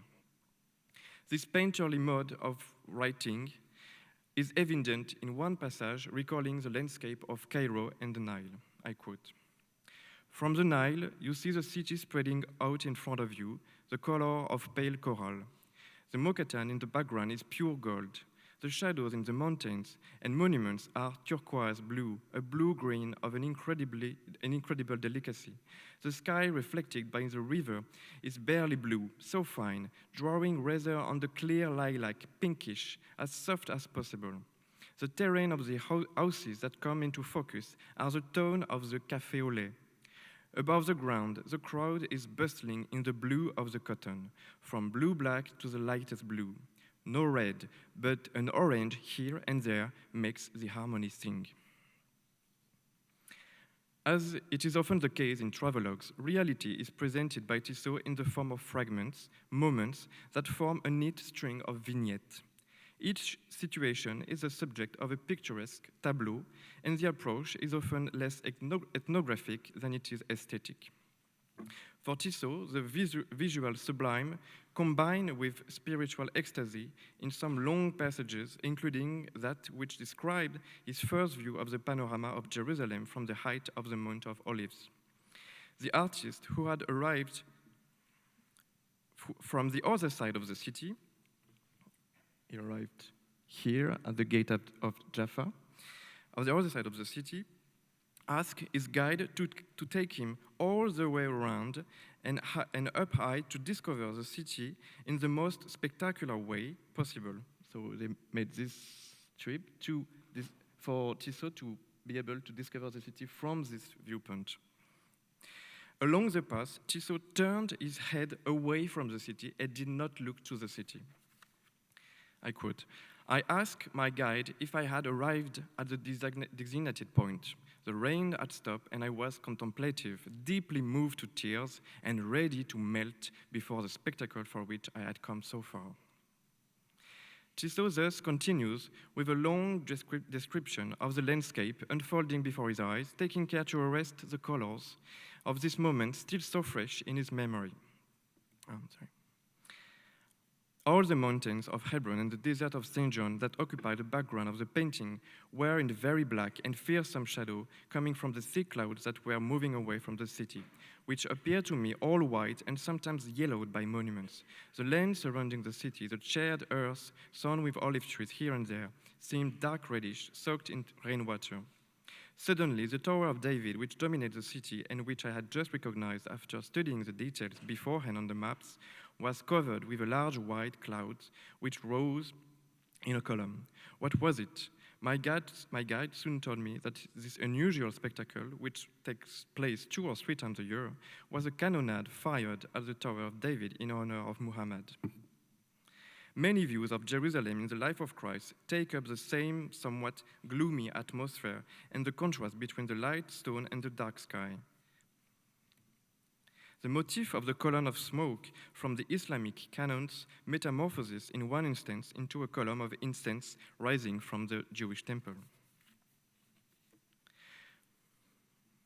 The visit to the Holy Sepulchre is another highlight of the story. Inside, Tissot is deeply moved. And the Calvary, you will see how the emotion will swell in your throat when you're here and have ascended, or rather climbed, the bitter steps that led to it. There it is, this double chapel with the drama of the sacrifice took place. You loom over all the buildings that surround you, and you are moved by the disturbing details at every moment.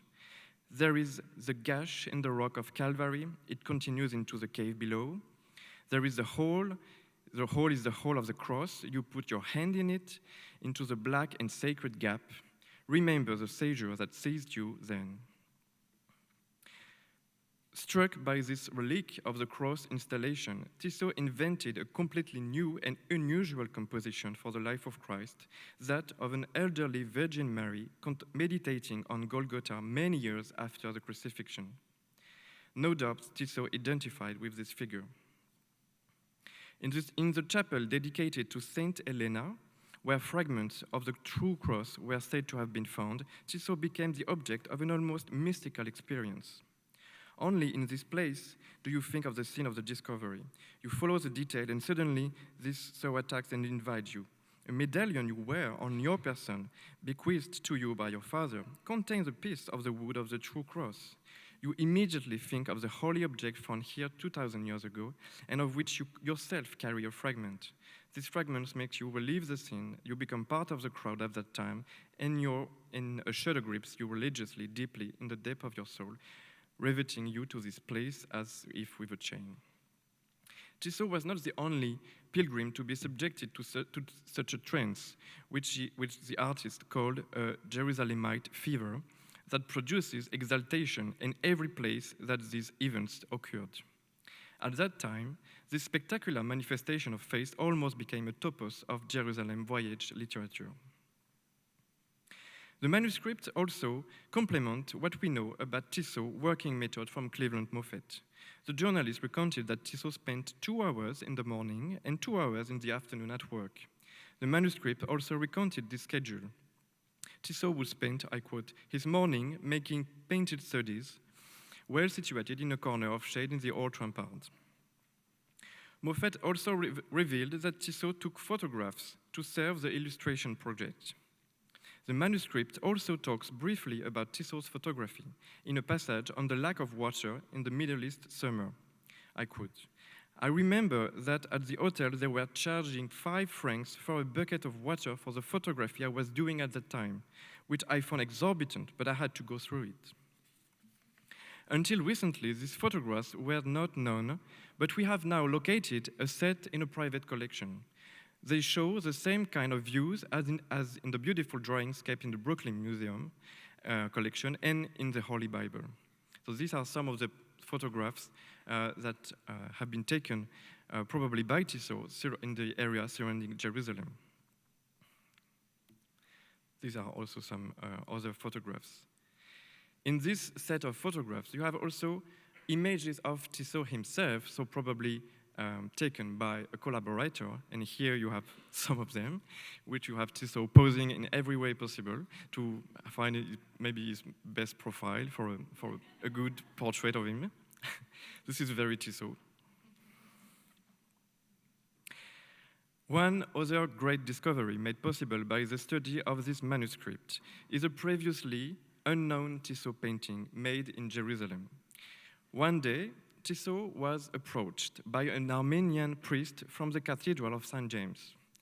The latter asked the artist to look at a monk's painting in the church made with a clumsy perspective. He wanted the advice of a famous French painter.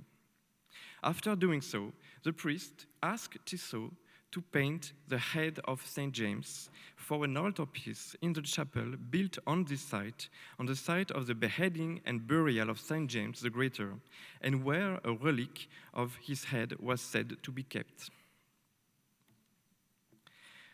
Then came the question of the head of St. James. I chose my model from among the splendid faces of the young priest of the monastery. I set up the head on a chair, upside down, as if it were placed on a dish. Light illuminated it from underneath to create the relief and the desired effect. After a while, the model found himself in a bad way, little used to his role. At the end of the session, we put the painting in the place under the altar, and from that moment, pilgrims prostrated themselves before the relic that lay below the altar and regarded the painting head with eyes shut in the eternal sleep of death. But, to their surprise, an eye opened halfway, and between the half-closed eyelids, a pupil fixed upon the guilty soul of the pilgrim. Remorse then penetrated the depths of his being, and a further conversion took place. I do not want to enter into mystical vision, but since then, St. James, my patron saint, has taken possession of me. I left in Jerusalem, the holy city, the only painted work worthy of me, and since then, this painting adorns a tomb. Tissot therefore did not only carry out studies, drawing and photograph in Jerusalem, but also a finished painting, so to speak, which I think still remained unattributed and unnoticed until now. Melissa, are you ready? So this is probably, I haven't been there, but I found the photographs, and it looks like very much the painting we are looking for. So this is a head of St. John on upside down, like on a dish, with the illuminated candles to recreate the effect of the true candlelight in the chapel. And here you have a more detailed view of the head.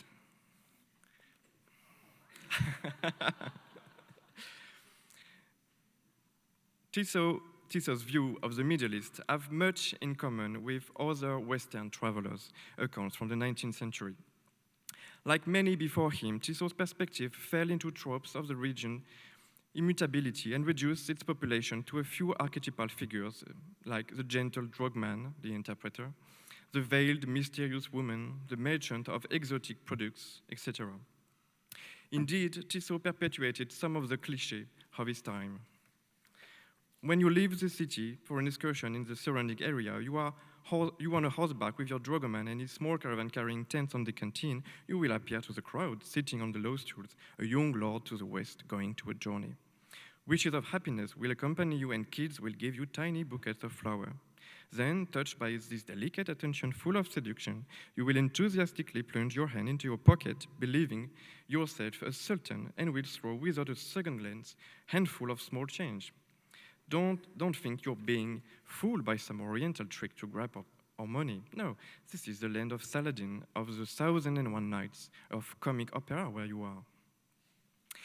The artist approaches his immediate reality through the lens of his prior knowledge and tries to match what he sees with his fantasies and expectations. This is particularly the case during his visits to Jaffa, where he arrived in boats. I quote, "You can make out the golden ramparts that are crumbling. It makes one think more of Bonaparte than of the time of Christ, but nevertheless, you are certainly satisfied with the aspect. You are certainly far from Provence, and the East shows itself without disappointment."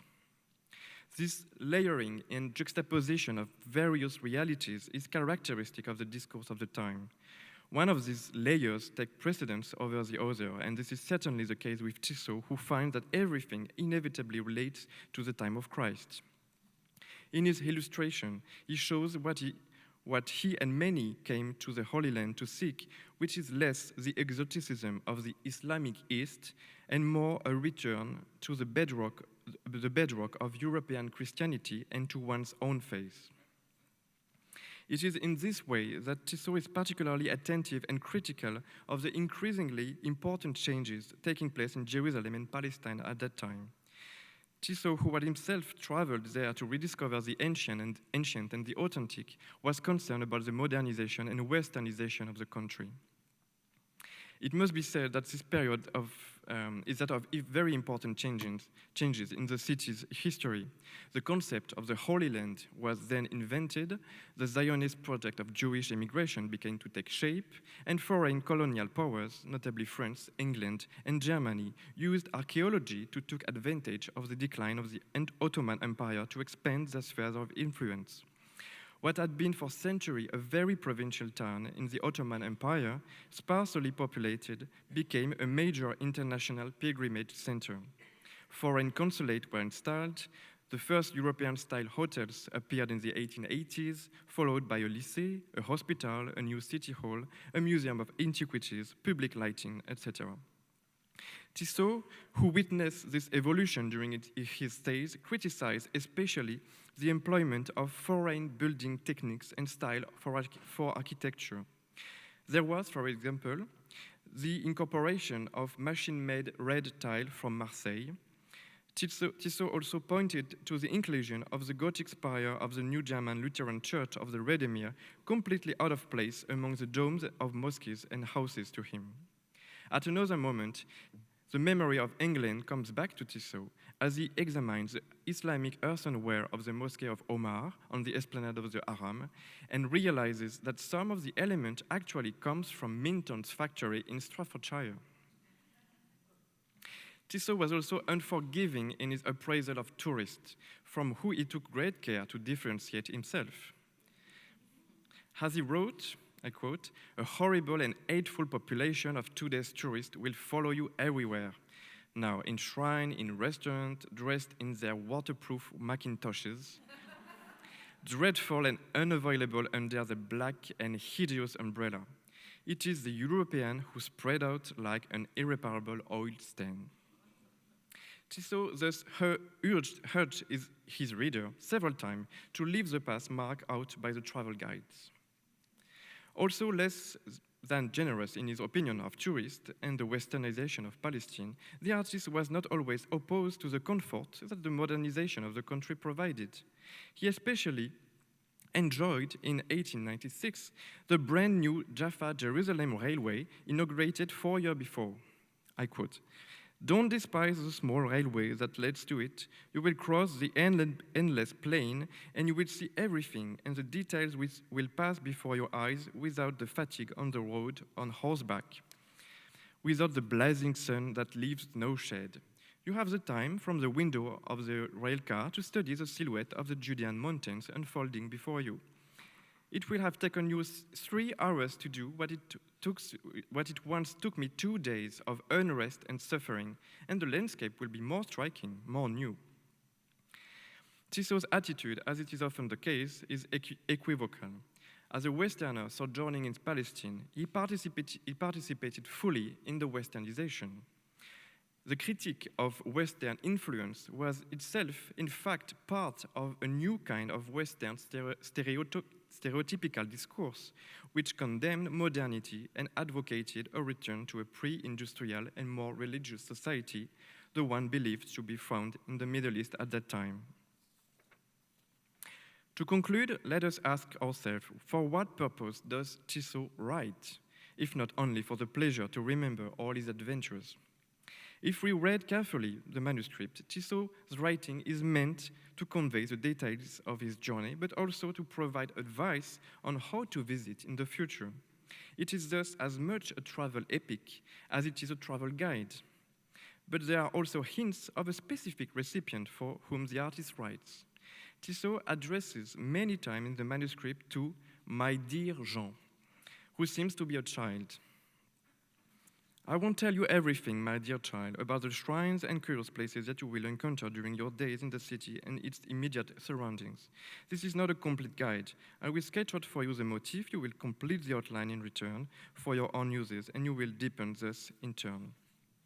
Who could this Jean be? The artist had no children, nor did any of the artist's nieces and nephews bear this name, so it's still a mystery.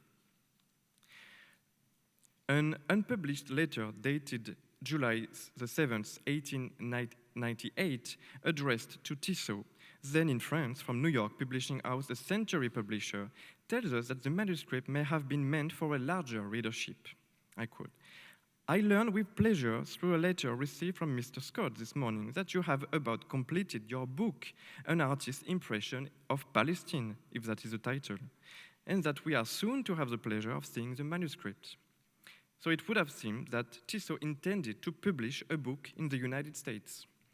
The artist and Brunov could have easily made contact with publisher during their stay in New York of the same year. This conclusion is corroborated by the correction that appear in pencil throughout the manuscript, maybe a first work of proofreading with a view to publication. The project did not see the light of day, and Tissot may have had looked for another publisher, as we learn from another unpublished letter in November 98, from Tissot, who wrote from the Waldorf in New York. I quote, "Before leaving, I would like to know about the manuscript you have in your hand. I would be pleased to know how many lines you have reserved for your Christmas magazine number. And then, what do you intend to do with the whole thing? Keep it or return it?" The practice of publishing travel stories was very popular at the close of the 19th century, and by this time Tissot was then well known as the painter and the connoisseur of Palestine and Jerusalem. Did his friend Edmond de Goncourt not refer to the painter as Tissot, the Jerusalemite painter? Aware of his singularity, Tissot could not help but want to exploit it, maybe especially commercially, by playing up the tale of his voyages east. The idea of writing a book is also hardly surprising, taking into account the artist's regular enthusiasm for new adventures and ways of expression. We knew Tissot as a painter, engraver, enameler, and now we may add writer to the list of his talents. Thank you.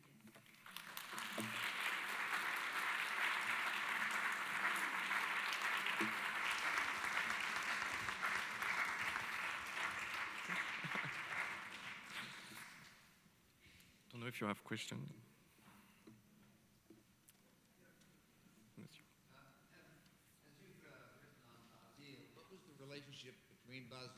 And Tissot? Or was there a relationship between Basile and Tissot? That's a completely different subject, but Basile and Tissot were in Paris in the 1860s. They had friends in common, like Berthe Morisot probably, and other painters of this circle, so they may have met, but we don't have any evidence of it. And so we don't really know. They are working in different direction also at that time, but they are two young guys in Paris at that time trying to become famous, and so their trajectories are similar in some part, but their art is quite different. Sorry. Thank you.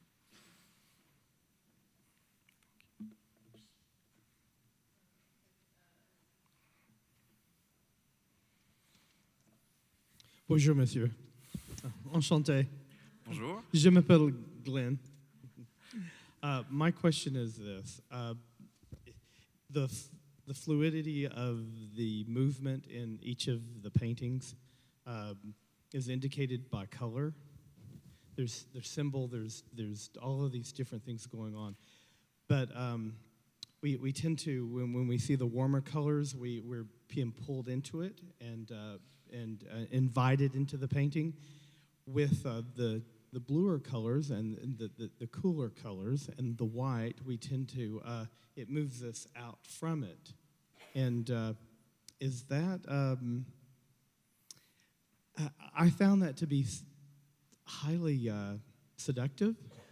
And I found within some of his religious works for them to be actually rather risque and yet highly spiritual at the same time.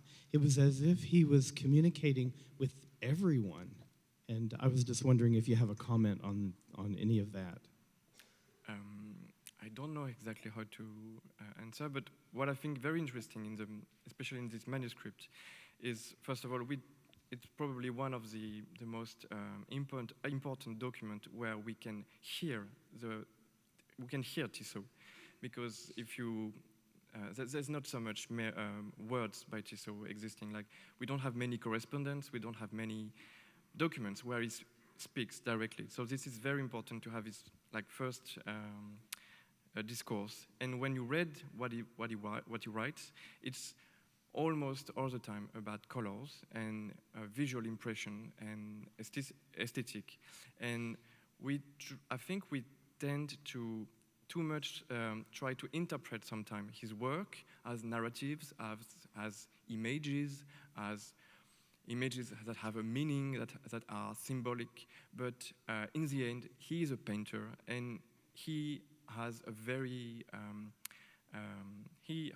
a mastery of a technique, and he thinks in terms of line, colors, and that's something that we can really see in this document, I think.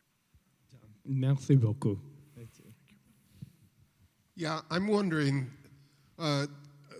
in this narrative that we now have, did Tissot travel with anyone? Did he have any traveling companions? Because you didn't really say anything about that, and if by chance he did, then there might be other sources that we've never seen. I'm just curious, was he a lone traveler or not? There's no evidence of someone accompanying him during these 3 trips. And even sometimes he mentioned that he was alone and he was doing this on his own. Of course, when he was there, he was accompanied by someone local who helped him to speak and to know where to go and what was the uses. And so he had what he called a drogman, who is like a sort of interpreter. So he was always accompanied by someone like that, but he didn't say he went to the Holy Land with someone from France or a relative. It's very much a very individual and personal experience. I think the fact that he went there on his own, alone, was also part of the religious trip. Yes?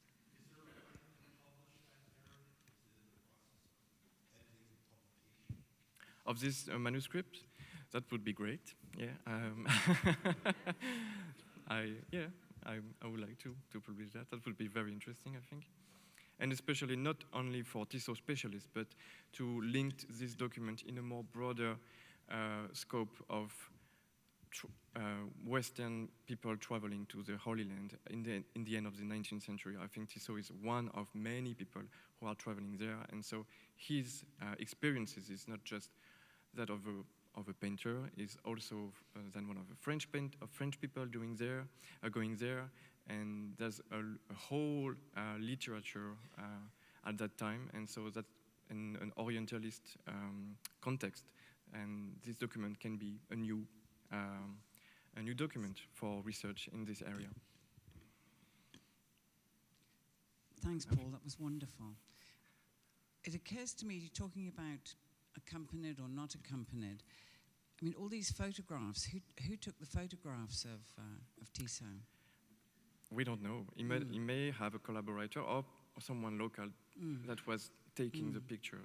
We don't know that. Because they're very eloquent. In his text, it always says the photograph I made or thing like that. So I took, but obviously there was someone sometimes to take the photograph.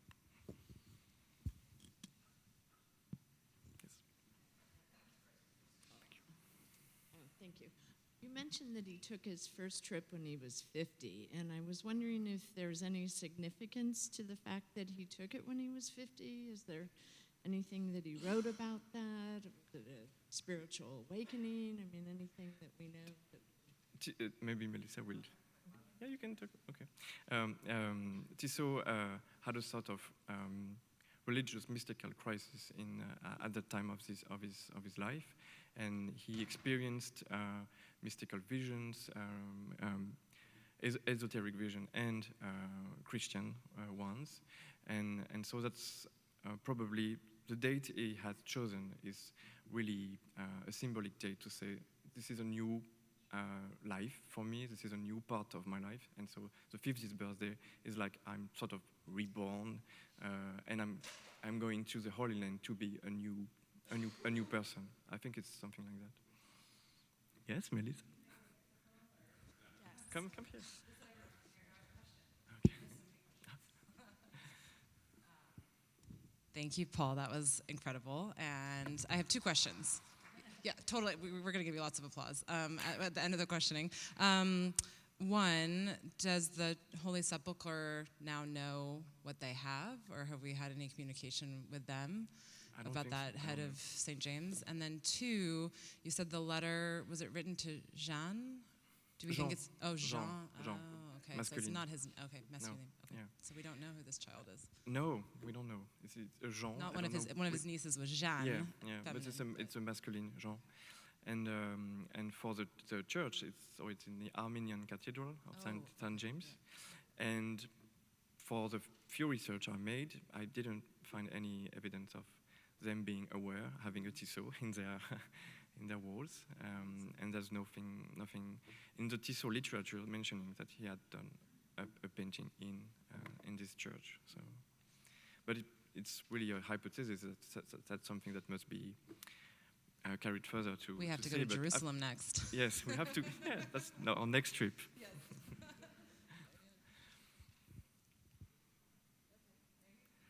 Thank you.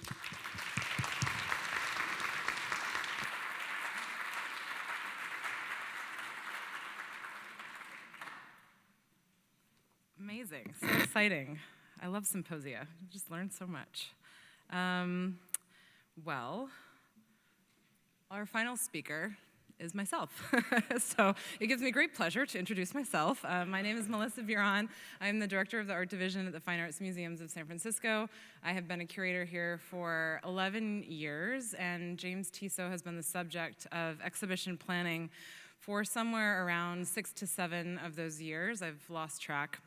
He's also the subject of my PhD, and it's incredible how much new research we have found out about this artist, and I think we'll continue to discover. My talk to conclude our 2-day adventure is also a bit of a travelogue, my personal travelogue, and a bit of a future map about where I hope some of my own research will go next. So, I'm a big believer in storytelling and origin stories, and I was trying to remember exactly when I first became interested in James Tissot. I'm sure I knew about him when I was an undergraduate and in graduate school, But I think it really first hit me when I was applying to become a curator here at the Fine Arts Museums. And like any good researcher, I went to my local library and I got a Masterworks catalog of the European paintings collection of the Fine Arts Museums. And I have this very distinct, and believe me, it happened, it's true, a memory of sitting at this table in the library where my parents had taken me, where I learned to read, and I'm now looking through this book, trying to prepare for what will be my dream job. And I remember this man coming up to me saying, "Do you know that the Fine Arts Museums of San Francisco has James Tissot's self-portrait?"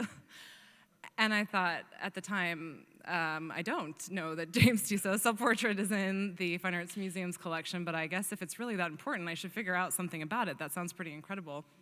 I'm not here to convince you that it was James Tissot manifesting in spirit form to tell me that his self-portrait was here, but this painting has been very much an important part of my journey with this exhibition because, of course, it is one of, I think, the masterpieces of our permanent collection, and it's a painting that is one of only 3 uncontested self-portraits. There is a portrait of a young man as a monk, which looks very much like Tissot, and probably is Tissot, but in terms of actually uncontested self-portraits, ours would be effectively the earliest.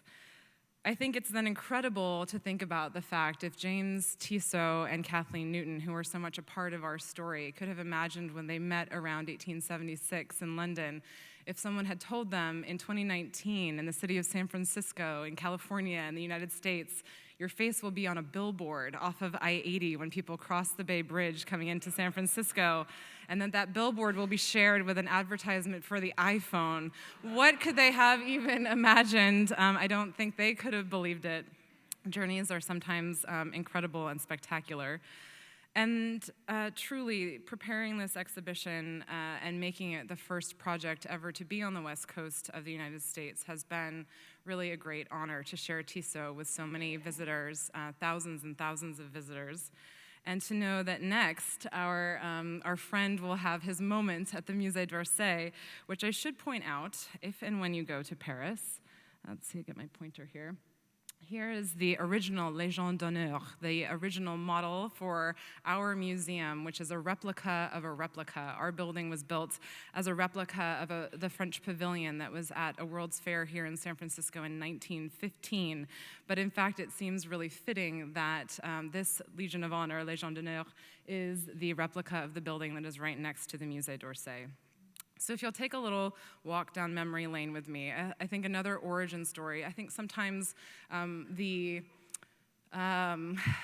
way that exhibitions come to fruition can seem sort of mysterious to people, that we don't just sort of sit down one day and have this fully formed idea, but it's really about scholars having access to traveling, to talking to other colleagues, to have symposia like this where hopefully maybe even some new ideas for exhibitions and publications have been formed. I had the great pleasure to get to see an exhibition called Impressionism, Fashion, and Modernity at both the Musée d'Orsay and also at the Metropolitan Museum. And in the galleries for that exhibition, there were, I think it was something like 7 paintings by Tissot, and I kept thinking, wow, this guy's really good. One after another, he was holding his own on the walls with artists who are now formidable and kind of giants in the 19th century. So it got me thinking about what we might learn if we were really just to give Tissot his moment, to give him a chance to shine and to speak on his own terms. And I remember actually talking to the curator of that exhibition, Gloria Groom, saying, but Gloria, he's not really an impressionist. What do we do about that? She said, well, I know, but you can't tell a story about 19th century fashion and not have James Tissot in it. And that really also kind of made me think about how many stories of the 19th century we can't tell without including James Tissot. And there had been a number of exhibitions that we presented here in San Francisco where James Tissot had been included.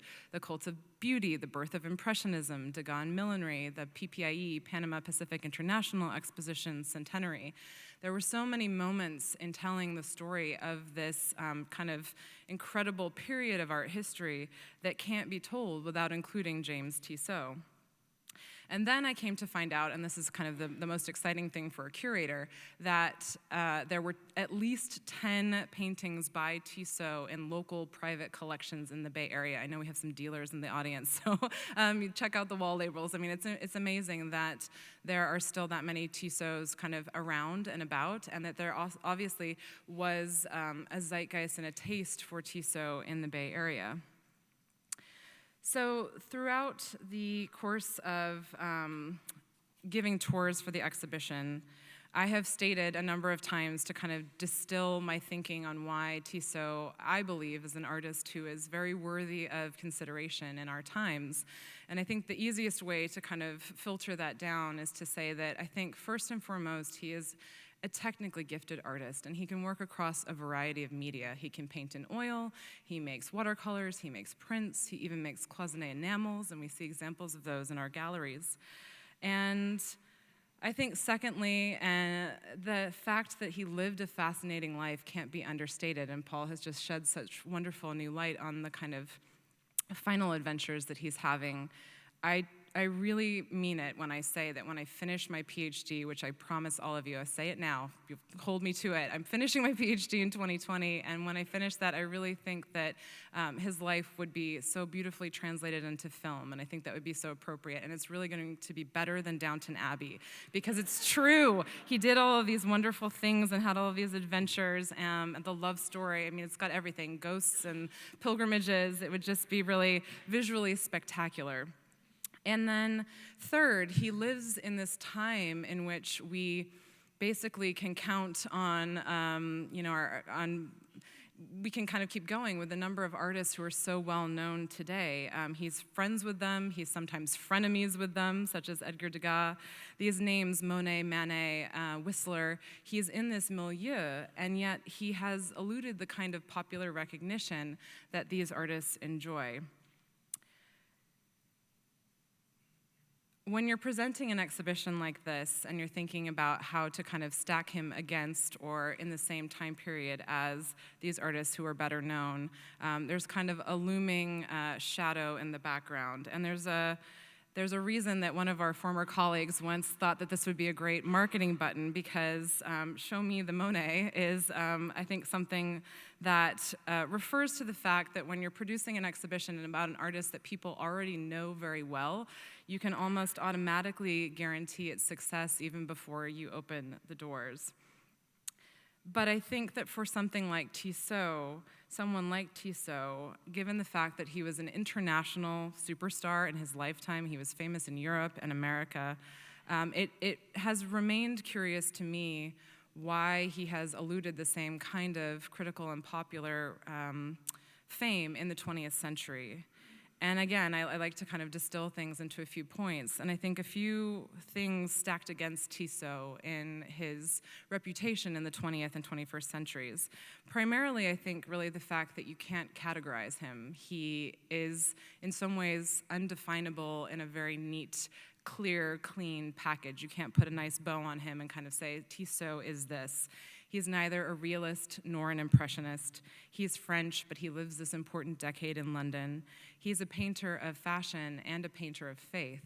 And so I think the complexity of an artist like Tissot kind of has marginalized him in the sense that we can't put him into a box and kind of say he is one thing.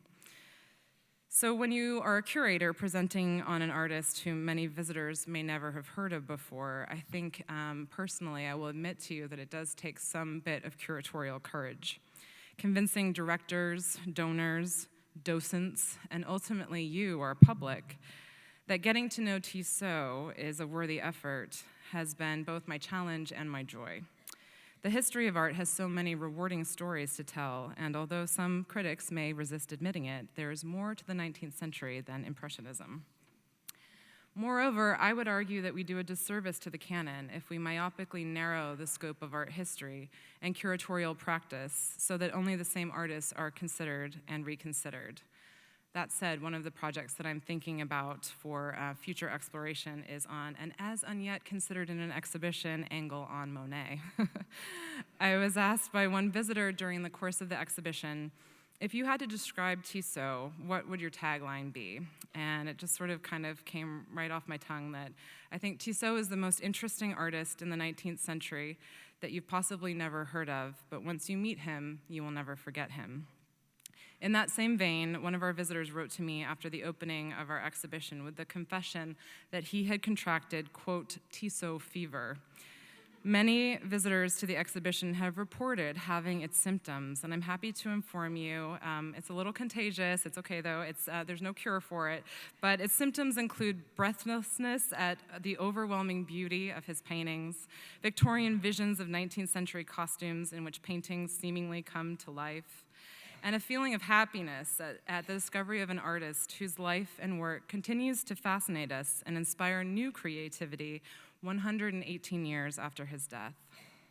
The beauty of an exhibition is that during the course of the months in which we have it open, new conversations and questions arise that can stimulate further research even after the exhibition closes. And I was going to say I have 2 homework items. I actually have 3. 1, finish the PhD.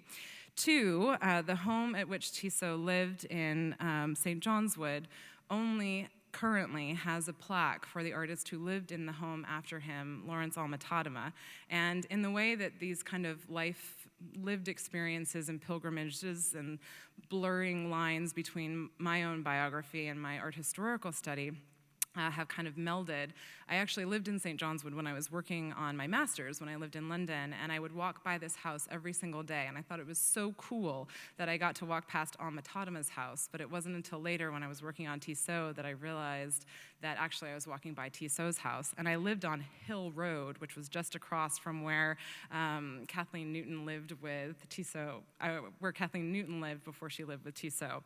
So pardon my crude graphics here, but I think that really very soon, someday, when future scholars are walking down this road, it's very close to Abbey Road Studios, so if you go on a Beatles pilgrimage and you're looking for the road crossing where they made their famous cover, you'll actually get to see this plaque for James Tissot next to Alma-Tadema's plaque.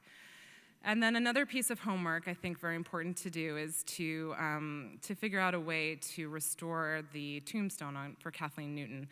We learned in the course of the research for this project that it was actually a previous scholar, nobody in the room, and someone who is since deceased, who in his own attempt to do some restoration around her grave accidentally broke off the cross.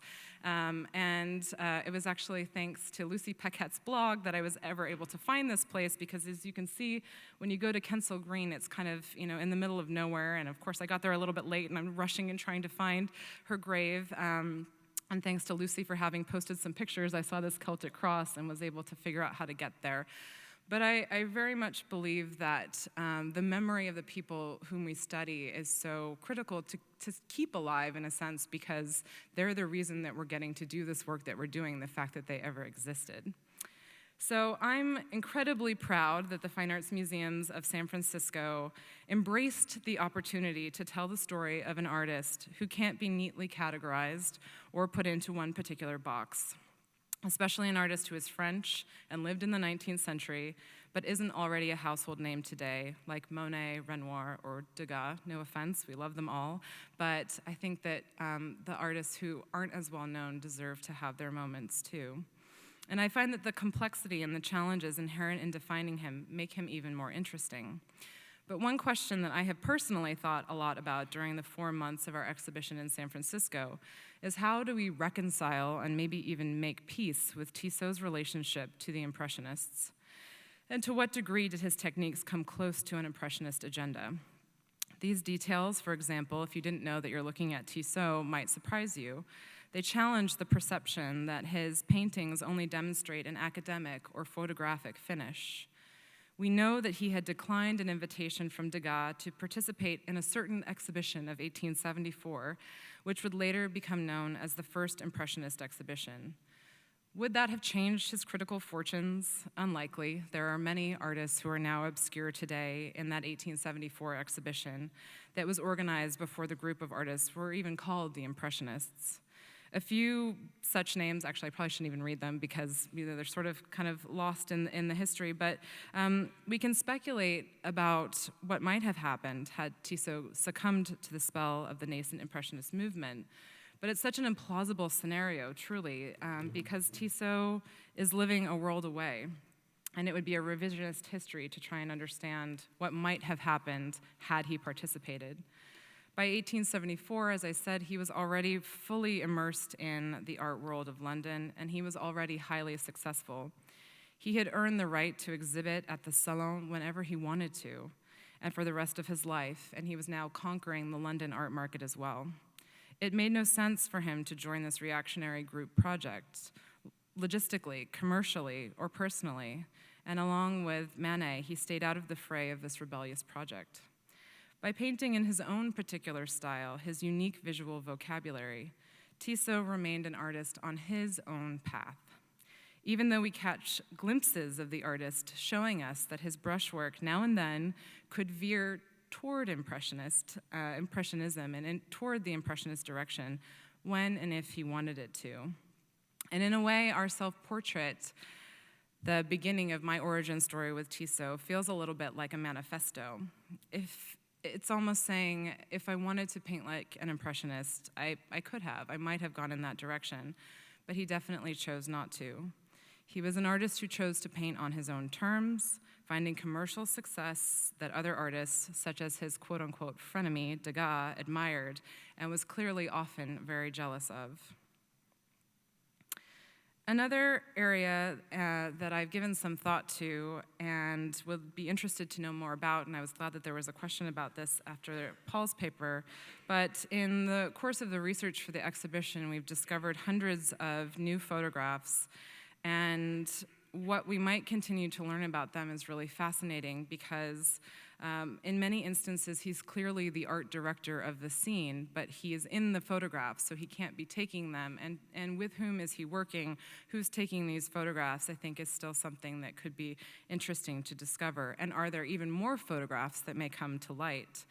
One particular character in Tissot's story that was interesting for me to see in the photograph albums of the Château de Buron, where he lived the final decades of his life, is this priest, Father Sertillange. We know that he was friends with him at the end of his life, but it was fascinating for me to see that there were several photographs of him on the estate. I think he might actually be drinking from the grotto and the kind of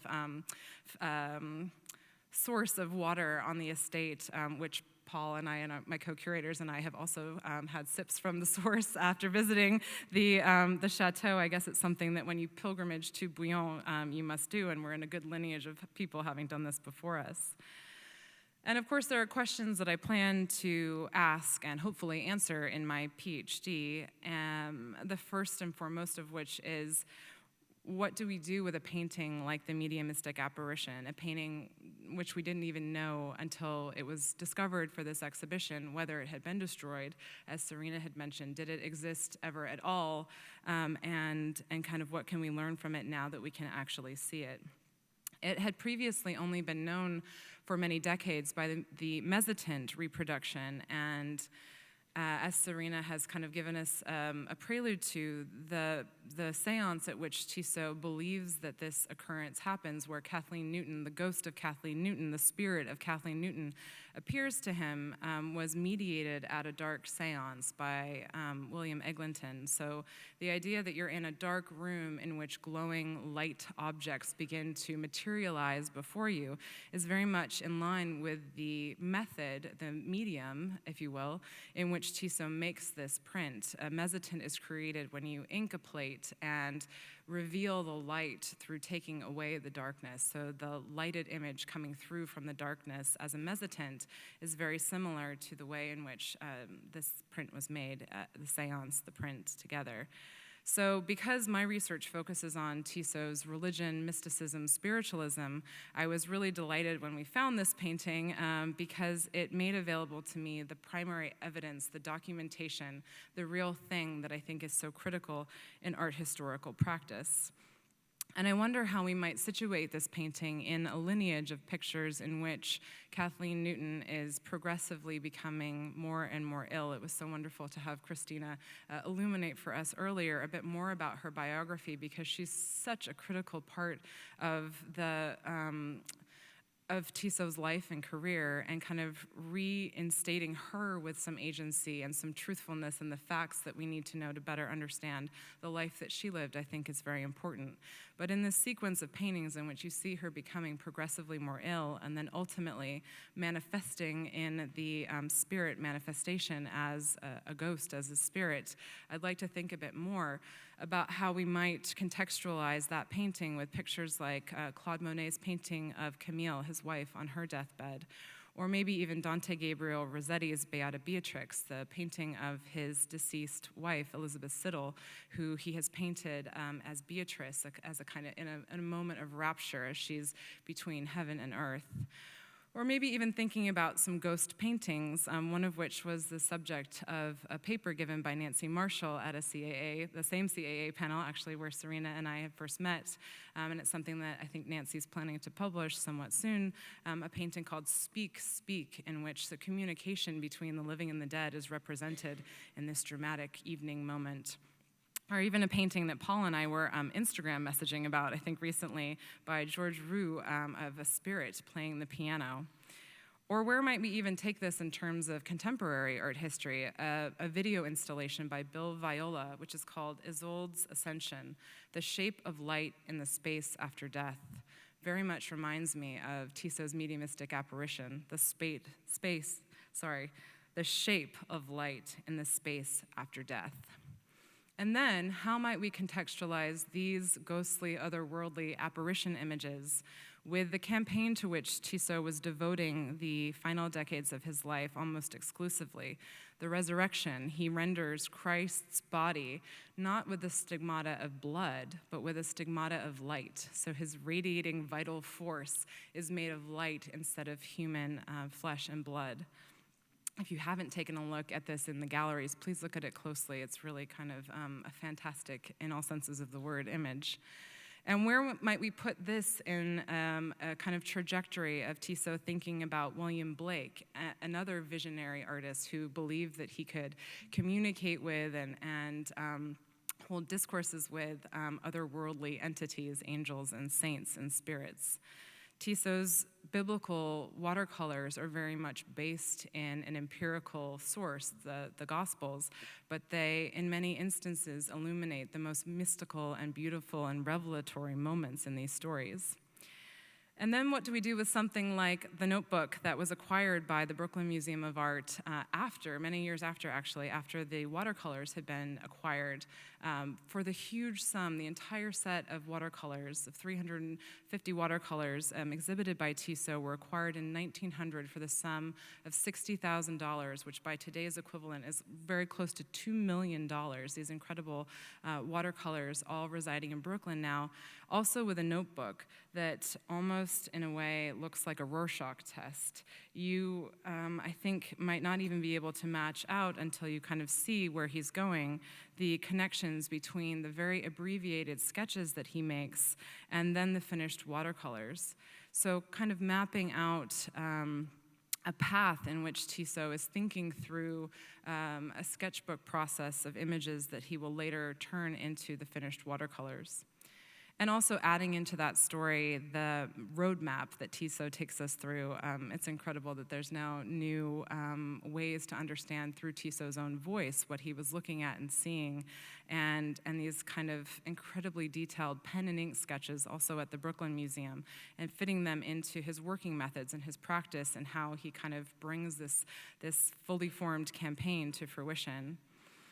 Another area for further exploration in my own dissertation will be the way in which Tissot, who admits that he's looking to the writings of the 18th century Augustinian nun Anna Katharina Emmerich, who had visionary experiences of biblical moments. And we knew already that Tissot was looking to her. He cites her and sources her as a source of inspiration, but as Paul had mentioned, you see that in this incredible notebook, he has the Gospels of Mark and Luke, but then he is also comparing them with the mystical visions of Emmerich.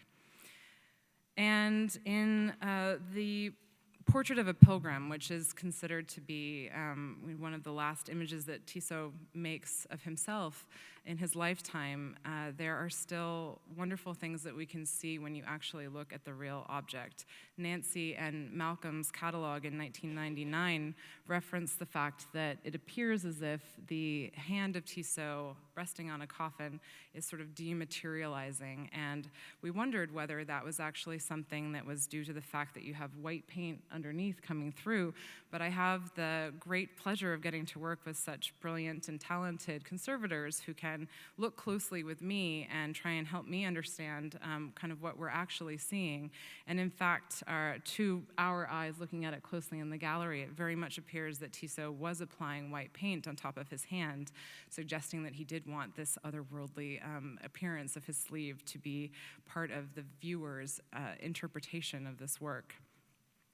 And then there's the working methods and practice in which Tissot is translating the watercolors into the printed Bible, the form in which many people access this work, the Tissot Bible. And we discovered in one of our pilgrimages for research that there are notes that Tissot made in the margins of a proof suggesting how he wants colors to be altered. A very, very much an artist who is aware of and trying to personally manage the way in which his images will be disseminated. And as a kind of launch pad in thinking about the fact that when Tissot's watercolors are acquired by the Brooklyn Museum of Art, it is upon the recommendation of a group of advisors, which included John Singer Sargent, who said to Brooklyn, if you acquire these biblical images, you're really going to put yourself on the map. You will be known forever as the museum that has Tissot's biblical watercolors. And I was thinking a bit about how we might reconcile and piece together the puzzle of spectacular religion in the late 19th century in both Europe and America. The watercolors toured. They were in Paris and London. They came through the United States. But thinking about a place like the in situ paintings that Sargent has created inside of the Boston Public Library. If you've never gone up to the top floor, I encourage you to do so. His kind of manifesto on the walls about the triumph of religion, paganism, mysticism, Christianity, it's sort of all there in this beautiful, spectacular, immersive installation, which is really what Tissot's watercolors would have felt like when you experienced them when they were first exhibited. And then I think it's really important to think about the cinematic afterlife of Tissot's watercolors. An image like this, and I really have polled every art historian that I know, but an image like what our Savior saw from the cross, where you have Christ's perspective of the crucifixion with his feet here and the spectators to the crucifixion. He does, in fact, represent Christ on the cross, but this moment of pilgrimage in which you as a viewer are meant to kind of empathize and understand the sacrifice of Christ because you are seeing this experience through his lens. And now I have to credit my husband with this because when he was watching Ben-Hur one evening, he said, Melissa, you have to come in here and look at this. Doesn't this remind you of what our Savior saw from the cross? But I think there are still new moments to be understood where film and filmmakers are seeing through the way that Tissot first told these biblical stories. Hold on to your ears because this can get a little bit loud. Oh, there's actually no sound. But if you can imagine the Raiders of the Lost Ark, Indiana Jones in the background, it would be playing. And that the fact that Tissot's biblical images translate all the way through to, I think, what must be one of the most popular films of the 20th century, in that the Ark of the Covenant becomes the visual source of inspiration for Steven Spielberg and George Lucas. Even if you've never heard of James Tissot, I'm sure you've heard of Indiana Jones. And so, to whom do we actually source these things? Of course, it's all coming from the Bible, but translated through Tissot's vision of the world. In some way, I think like Tissot's 3 pilgrimages to the Holy Land, and perhaps in an unconscious way, my curatorial practice emulated Tissot's understanding about the importance of pilgrimage to places for research. For Tissot, an artist who visited the Holy Land 3 times to deepen his understanding of places and people, as well as costumes and customs, so that he could interpret them, so too has my journey as a scholar studying Tissot been informed by pilgrimages to places. And in this way, I can vouch for the fact from experience that biography and place cannot be overlooked in our research as art historians. Had we never sought out the Chateau de Buron, it might have remained hidden in plain sight. And I'll give you a glimpse of what getting there looked like.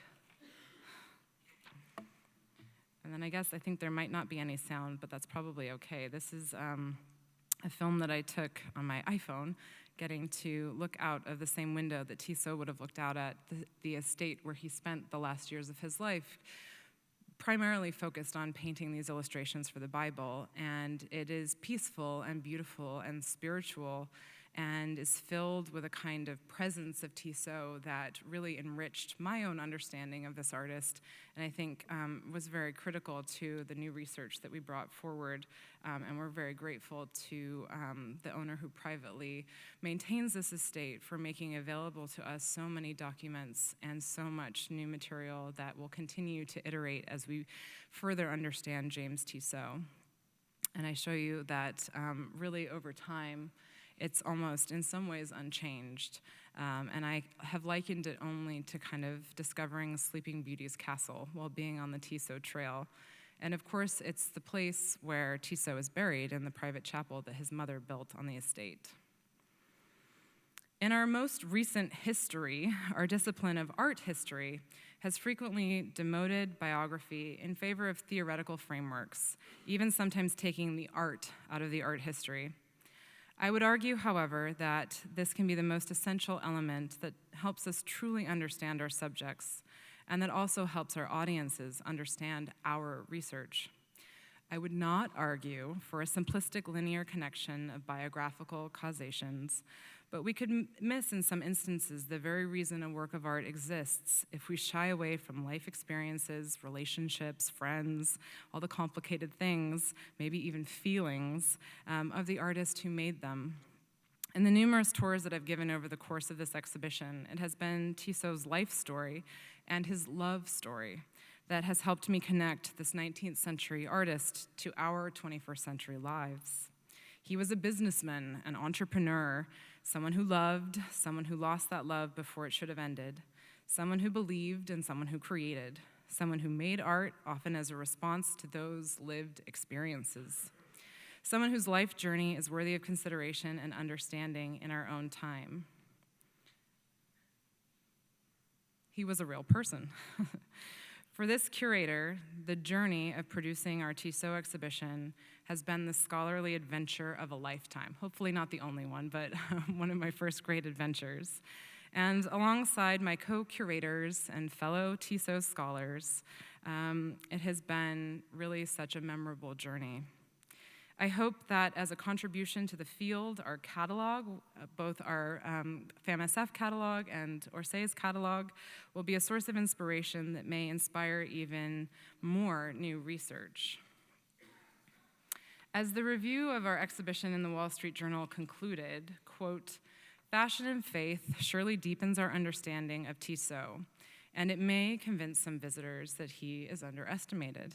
Still, for many visitors, he may remain just a virtuoso with a brush. And what's wrong with that? What is wrong with that? Tissot was a technically gifted artist, and his paintings are beautiful to look at. From this moment on, I would like us all, curators, scholars, to stop apologizing for beauty. The world, in my opinion, needs so much more of it. As Christopher Wood explains in the introduction to his critical new publication, A History of Art History, quote, "A work of art is never just an image, for it never shows anything clearly, and moreover, it is never merely beautiful. The artwork reframes and reshapes reality, sometimes to the limits of recognizability. The work of art emerges at once out of a collectivity and out of an individual consciousness. Art reorients the familiar to the unheard of. Art registers an adjustment of living consciousness to dead things." It's been quite a fun journey. This was on Halloween. I have to end by thanking James Tissot.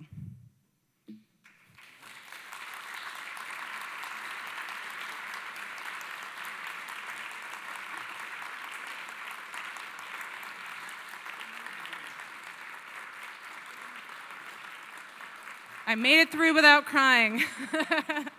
I'm happy to answer any questions, but I also know it's been a long day, so you can catch me after privately unless someone has a burning question and I can see their hand from here. I think there might be one in the very back. I don't know if this is burning, but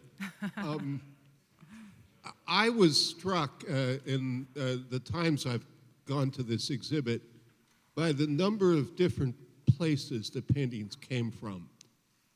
There were quite a few in private collections, but there were museums, not just the Museum d'Orsay, but others in France, museums in England, museums in Canada, museums in the United States. I think we have about 15 lenders to the exhibition with approximately 115 objects in the exhibition. And I kid you not, it has been many years of diplomatic negotiation, discussion, travel.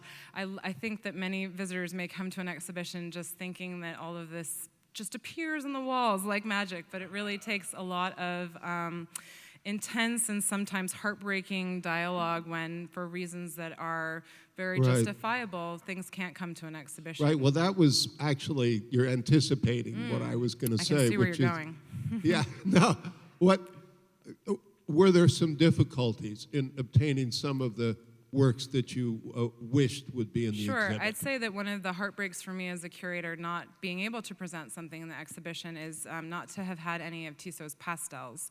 They're very fragile, they're very light sensitive, and they really can't travel long distances. And so I think in Paris there will be a few examples of some of the pastels that are coming from French collections, but this was something that's a part of Tissot's story that also I sort of ran out of room. I'm a more is more curator, and I put a lot into the exhibition and had to cut some things back, but there are always the list that every curator has of the ones that got away. But that's okay, it's for the next exhibition. The next curator will get to try and track those down. Thanks for asking. I think everyone must be hungry, so thank you. Thank you to Tissot, thank you to you for sticking with us. I'll see you at the next one.